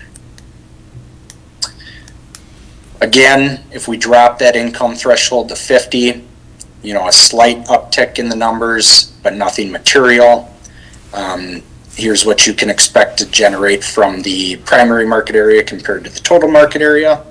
But again, because of the high income levels that are being earned in your market area, not a material impact. Lastly, this is third bullet point is what I want to hit on. The findings focus on the private pay market because that's the desirable market from a perspective of attracting a potential operator. Most assisted living facilities serve some level of Medicaid waiver. So if you're in skilled nursing and you need it, Medicaid will reimburse you there. On the assisted living side, it's a Medicaid waiver program. So say that you add Medicaid waiver to that 30-bed project, then you're picking up maybe 6, 7, 8 additional beds that are dedicated to serving low-income individuals, and then you're getting close to your 40-bed project. So with that, I will pause for further questions or comments. Patrick, would you just explain how the Medicaid waiver works? I'm not familiar with that. Basically, that is a program for low-income individuals. So if you think about the Medicaid program in a skilled nursing setting, it's a state-funded reimbursement methodology for individuals that don't have the income or assets available to pay for those services. Mm-hmm. But they need the services and therefore the state pays for them. Medicaid waiver is the same program. It's funded by Medicaid, but it's for assisted living services as well as other types of home and community-based services. But in this situation, Medicaid waiver would pay for a resident who couldn't afford to pay for assisted living services, but needed it. Mm-hmm. The reimbursement is low and undesirable and generally doesn't cover expenses, but it can cover overhead. So sometimes you see providers, either from a mission perspective or from an overhead perspective, accept Medicaid waiver residents at like a level of 20 to 25% as an example. Got it. Thanks. Yep.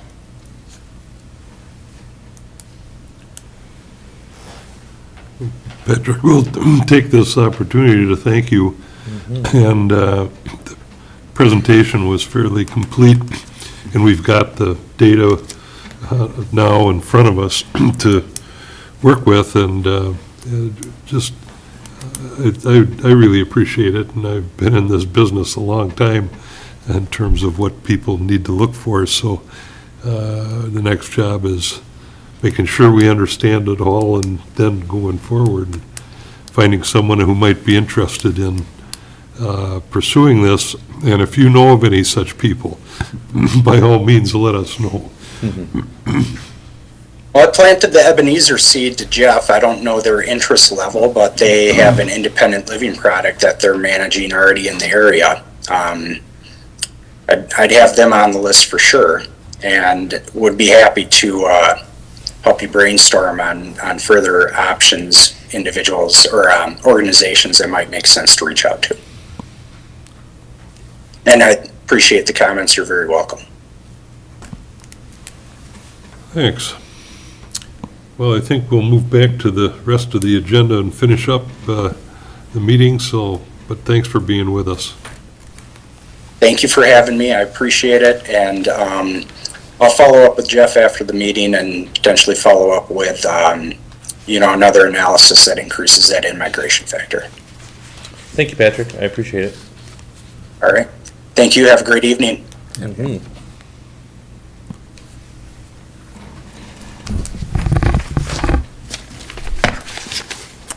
Well, Jeff, that takes us back to the director's report, and Yeah, let me go ahead and mute everything here. From a standpoint of the director's report, the first thing on our list here is the local housing trust fund status. It was about a year ago, we had strategic planning session in July and June, and we identified 5 new priorities. Local housing trust fund, I thought was going to be the low-hanging fruit, so I'm sorry, I kind of mischaracterized that one a bit, but I think we're getting close to the end here. I've instructed our legal folks over at Freiberger to put together a local housing trust fund resolution that passes guidelines that I have had vetted through the Minnesota Housing Partnership last year. We should be, I just talked to Chris the other day about this, we should be getting that here very shortly. What I will do is give that resolution to our county attorney for review and start the clock at about 30 days, and by this time next month in August, I'm hopeful that we'll have that before us to have a conversation about passing and starting that process to actually establish the local housing trust fund that we've set out to accomplish, which will mean new resources for our community when it comes to housing, new opportunity for housing in our community. So I'm sure I speak for the rest of the board to wish you well, and keep that August date in mind, please. Yes. Along with that same thinking, the future of the 1800 West Highway 61 project is our next point of discussion today. You remember that the EDA and the HRA set a path to find a new developer for that project at 1800 Highway 61, about an acre of land that's owned currently by the city. The city is interested in finding some housing in that area, and the EDA had previously received a $1.3 million grant through the Minnesota Housing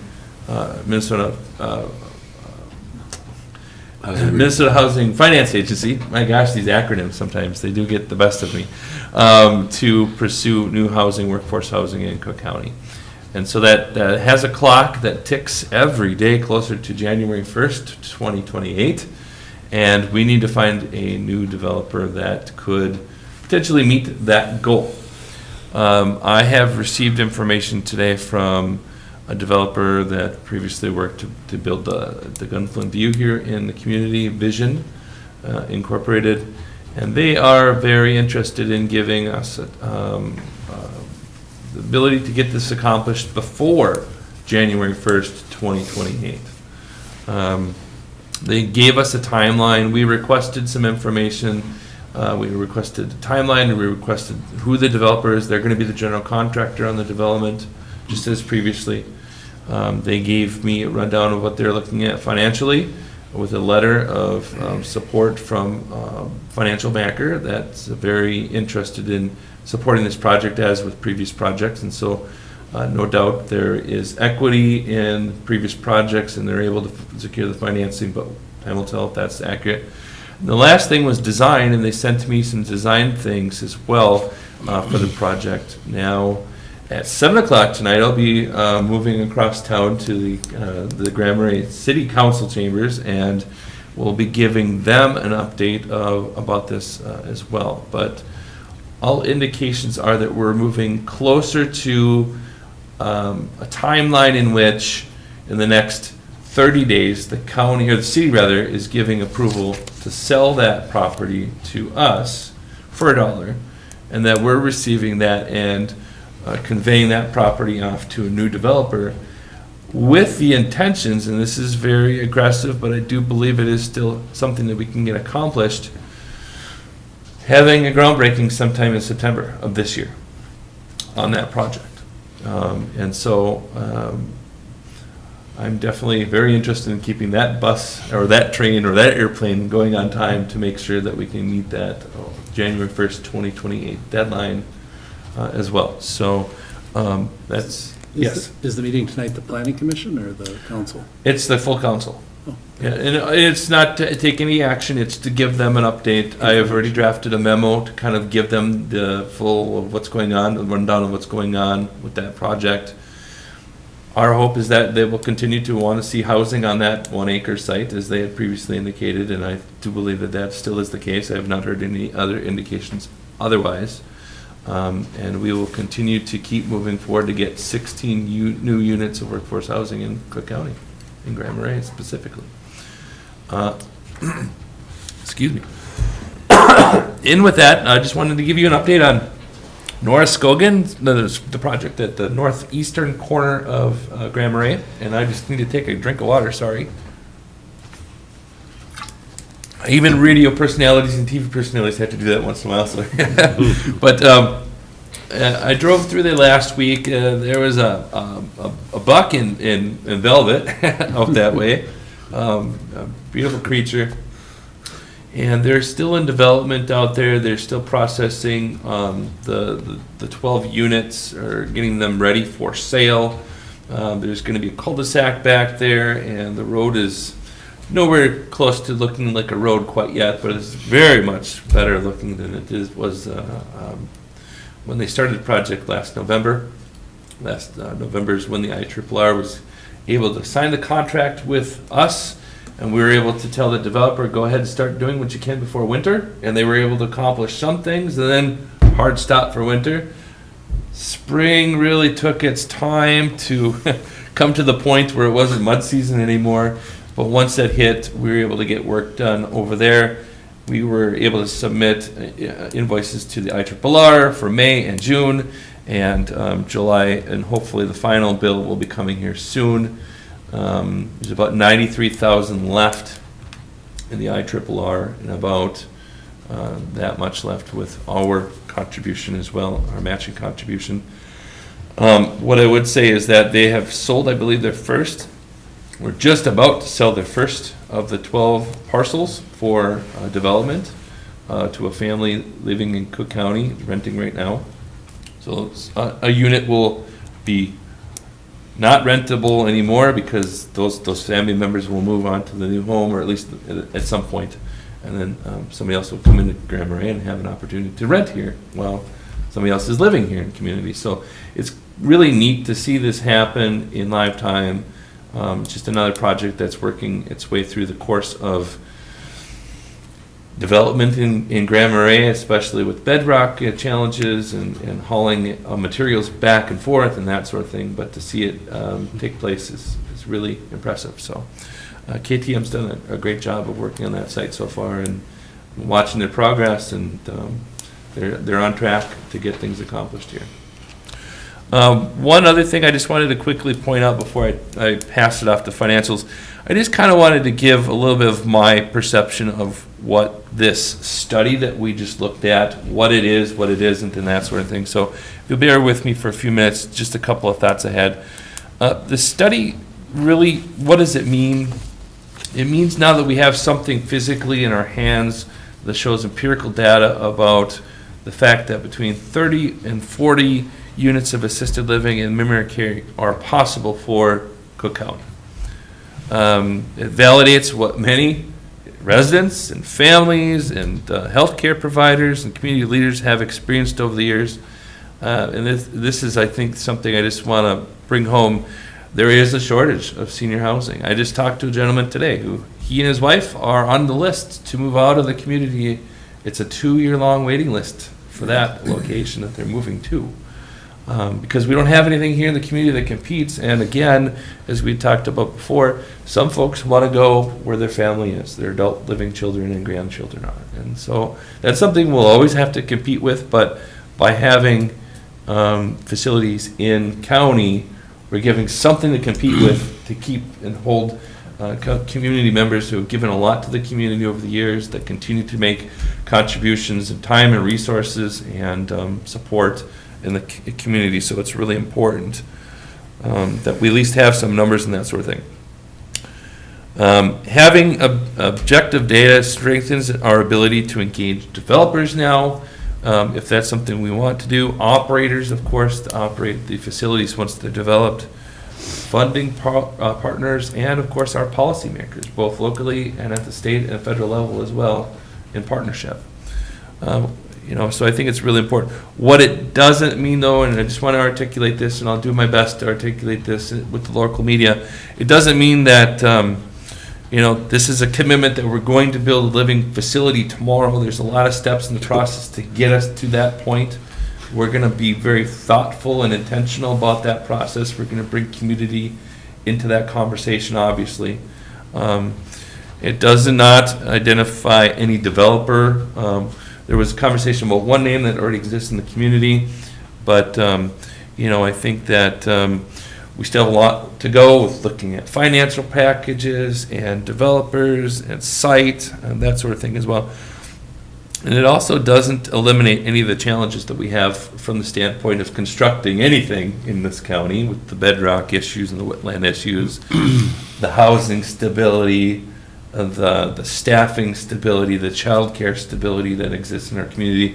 I'm glad all were kind of discussed in this process as well, because it really does bring home why we're here and what is we're doing here for the county as well. So can I make a comment? Certainly.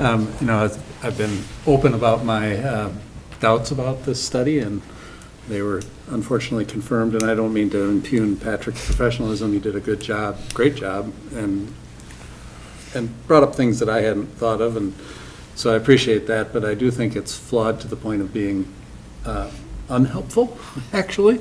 And at the end of the day, I think the only way we're gonna get any kind of senior housing is if a developer kind of sees the big picture and takes a leap of faith, which I think would be a very safe leap of faith, and that's just my opinion. But, we've been around this road before. That's why I bring this up, is that we were very, very close with an assisted living, memory care and assisted living facility years ago, and they backed off because it wasn't quite big enough, and they didn't think they could find help. And those are the two things, the points that came forward in this study. So showing this to a developer at this point will probably lead them to that similar conclusion. So I think we need to come up with a new narrative. And if he can get in there and tweak the in-migration a little bit, that'll help.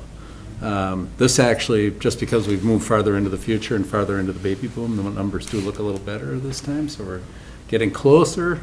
But I strongly believe that we have the capacity to fill these beds, especially with zero competition, which he did bring up.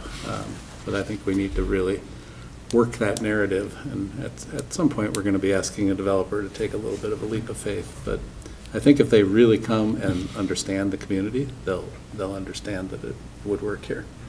So that's, again, my I would have rather spent that money giving it to Anna Hamilton to subsidize one of her houses, but I'd compliment Commissioner Hanson on raising the issue of childcare along with the panoply of issues here, because at every meeting I've been to in the community leaders groups or whatever, the focus on childcare has become overwhelming to the employers, and so that's a reality here that we need, at least we're addressing, and that's another thing that there's no magic solution. I disagree. Okay. I think we have a solution easily within our grasp. We're just missing the opportunity, and childcare is a housing issue and an employment issue. It's just a matter of inserting ourselves at the right, most efficient place, but I think we can do it.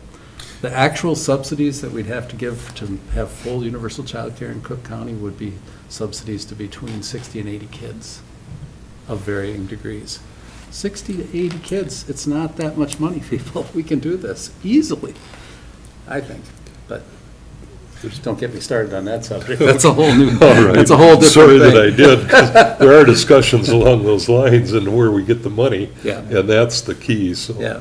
Commissioner Campbell. Yeah, just a quick statement, and that is that I think that Cook County prides itself on resourcefulness and innovation, and I think that's what we need to tap into that resource. We need to see that, and I'm not saying it doesn't exist. We have examples of it where it exists. It just, we pride ourselves in that. We have an opportunity to use those two assets to accomplish something that don't follow ordinary patterns. I agree. Well put. Yeah. So now we have something that we could share with our neighboring local governments, healthcare providers, potential operators, and of course, developers along the way. So I'm looking forward to continuing this as we have discussions about where we go from here. I would suggest that we would be well-served by having a strategic planning meeting here, and something I previously articulated to you all, but maybe the next month or so to talk about next steps specifically in this process, to also give you a couple of updates on some of the other priorities that we had previously identified and how we're moving forward on those as well. So I'll reach out to you and look for some calendar times that work. And maybe it goes without saying, but do we get a copy of that stuff? Absolutely. Okay. Yep. So I sent it out 1:30 this afternoon, one something this afternoon. It's and still so loading. It was It's very okay. fresh, off the press, when I got it this morning, or That was early this working. afternoon. Yep, so, and I sent it out to all the county commissioners as well. I sent it out to our city of Grand Marais, elected officials as well, folks that represent on the tribal side, and I'm trying to get this information out to all of our local elected leaders, so they have a copy of it as well. And the EDA? Absolutely, the EDA also has it as partners of ours in the, not just the financing of this report, but also just because it's as much economic development as it is housing related, and so they have a copy of it as well. Yep. Do you have any further thoughts on a special meeting of the board for the 1800 idea? Oh, yes, and so right now, our goal is to have a special meeting on the 29th of July, 3 PM. It sounds like we have a quorum of folks now that have committed that 29th will work, 3 o'clock. It'll be a meeting just to discuss certain aspects of the development agreement that we are entertaining right now between ourselves and Vision Incorporated for that project at 1800 West Highway So 61. the initial talk of that was meeting at 11 to have a strategic planning beforehand. Correct. Is that still the case, or? Unfortunately, I didn't hear enough of people were able to make that work, and so Okay. So the I meeting- propose that we have strategig planning in August, where maybe Okay. we can get more people to be able to. So the attend. 29th meeting now starts at 3 3, here? yep. Well, and Actually, I'll double check on that, I'll send an email, I'll make Well, sure it gets. somewhere, that's what I- somewhere. It'll get noticed and all of that, It yep. looks like the commissioners' room, they'll be having the planning commission and. village That's right. At like, starting at 3:30, so, but the ITV room would be available. Yeah, ATV room. that's fine. Fine. Depending upon the tenants, that you might look at the city. Yes. Yeah. Yep. I believe I actually had talked to the city about doing that, so I just need to double check on my email. I just don't remember off the top of my head if I had figured that was the best location at the time, but, yep. I'll get notice out to Janet to post online, and then also to all of you, so you're well aware of the timeline on that. But it's to specifically discuss developers agreement for 1800 Highway 61. then it's incumbent on the commissioners to read the new material from Vision and get very familiar with it by the time we need to discuss the memorandum of understanding potential. Certainly, Thank you. yes. And with that, that concludes my reporting. Commissioner O'Brien, anything to say on the financials at this stage? Sure. Well, it took the occasion to take a look at the overall, the financials, and then compare our H1 actuals to our budget for the year. And I'd say no major issues to flag. There were a couple of negative variances. Rent's a little high, rent is somewhat higher, but that's because of the agreement that we made to pay an additional $200 per month. Professional services is about 15, it's about 51 versus 36 in the budget, and I think that's attributable to the fact that the audit came in more expensive than we expected. And we've, with the amount of project activity that's underway, we've been leaning on Jason and and relying on some of the, so there's been a higher than budgeted expenses there. And then, of course, with the what we didn't budget for is, project development revenues and expenses, and those are substantial. with the One Roof and with Norris Gogan, but those are passed through. We've gotten income from grants, and that money has gone out. I will say that, there were several accounting entries where we had to, things were entered in the wrong categories and so forth, and had to make those fixes, and it's somewhat of an arduous process to map our actuals to our budget, and so I think that remains a challenge, and to try to find just a way that should be pretty simple, but the categories don't map directly, so continue to work on that. Well, thanks. And an issue there is potentially changing our budget request to the county, those line items versus changing the other side of it. I mean, it's worth at least considering and talking to the county board a bit. And, this is what we've done historically since we were formed in 2021, but is there some magic that we, have to adhere to the specific items that we're requesting, project development? I mean, there's some practical aspects to it, but. Is there, just for clarification, matching, line items? Is there a narrative that informs categories so that you have a clearer understanding how you match those things so that we're dropping them in the right buckets? It's not a huge problem. It's not. It's pretty straightforward. We have more detail in our budget category. For example, for legal services. We have the professional services all broken out, and in our actuals, it comes up. They all get lumped in under professional services. So that there's just not quite a one-to-one mapping. And oftentimes when an organization gets running and then you find out the rhythm that it's going to be, so to speak, that you can tighten things up a bit so that and there are things that you find we need to track this independently from this group so that you can make decisions based upon known information. Yeah, no, and I think that's a good point. I think it's it's also complicated by the fact that we can't really recognize grants until they're spent, and so we have to have our own tracking of, gee whiz, we got X from the IRRR, and that's coming in, and we're going to spend that, and then we can recognize the grant.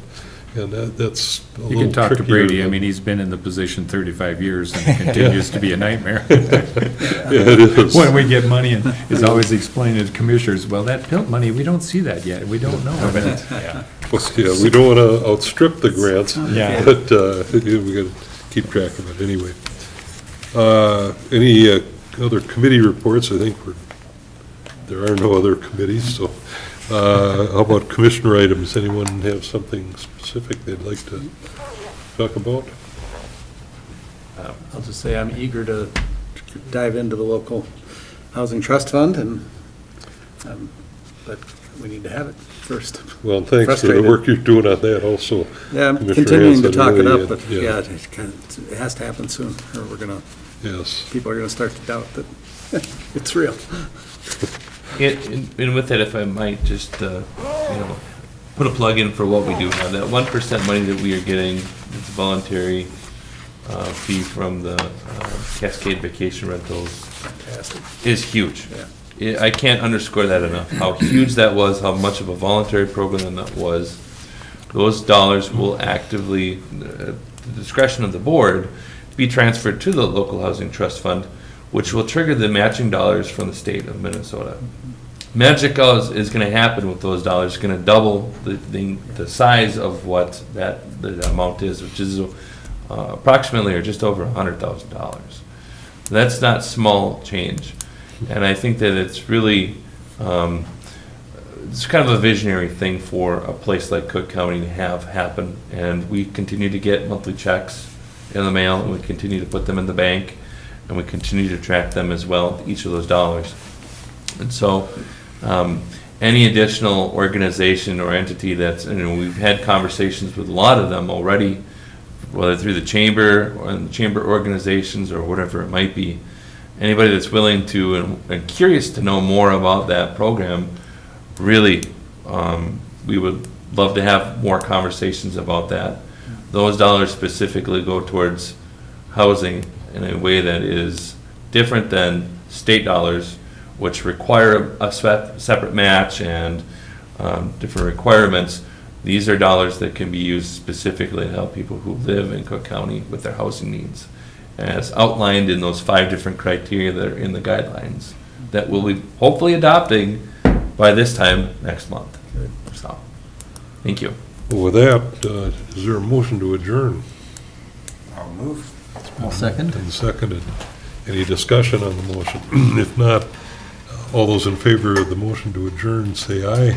Aye. Opposed? But this meeting in the baby book, it seemed like it's a little longer than normal. Yeah, well, that was, and I mean, it was a good presentation, took about an hour, and No,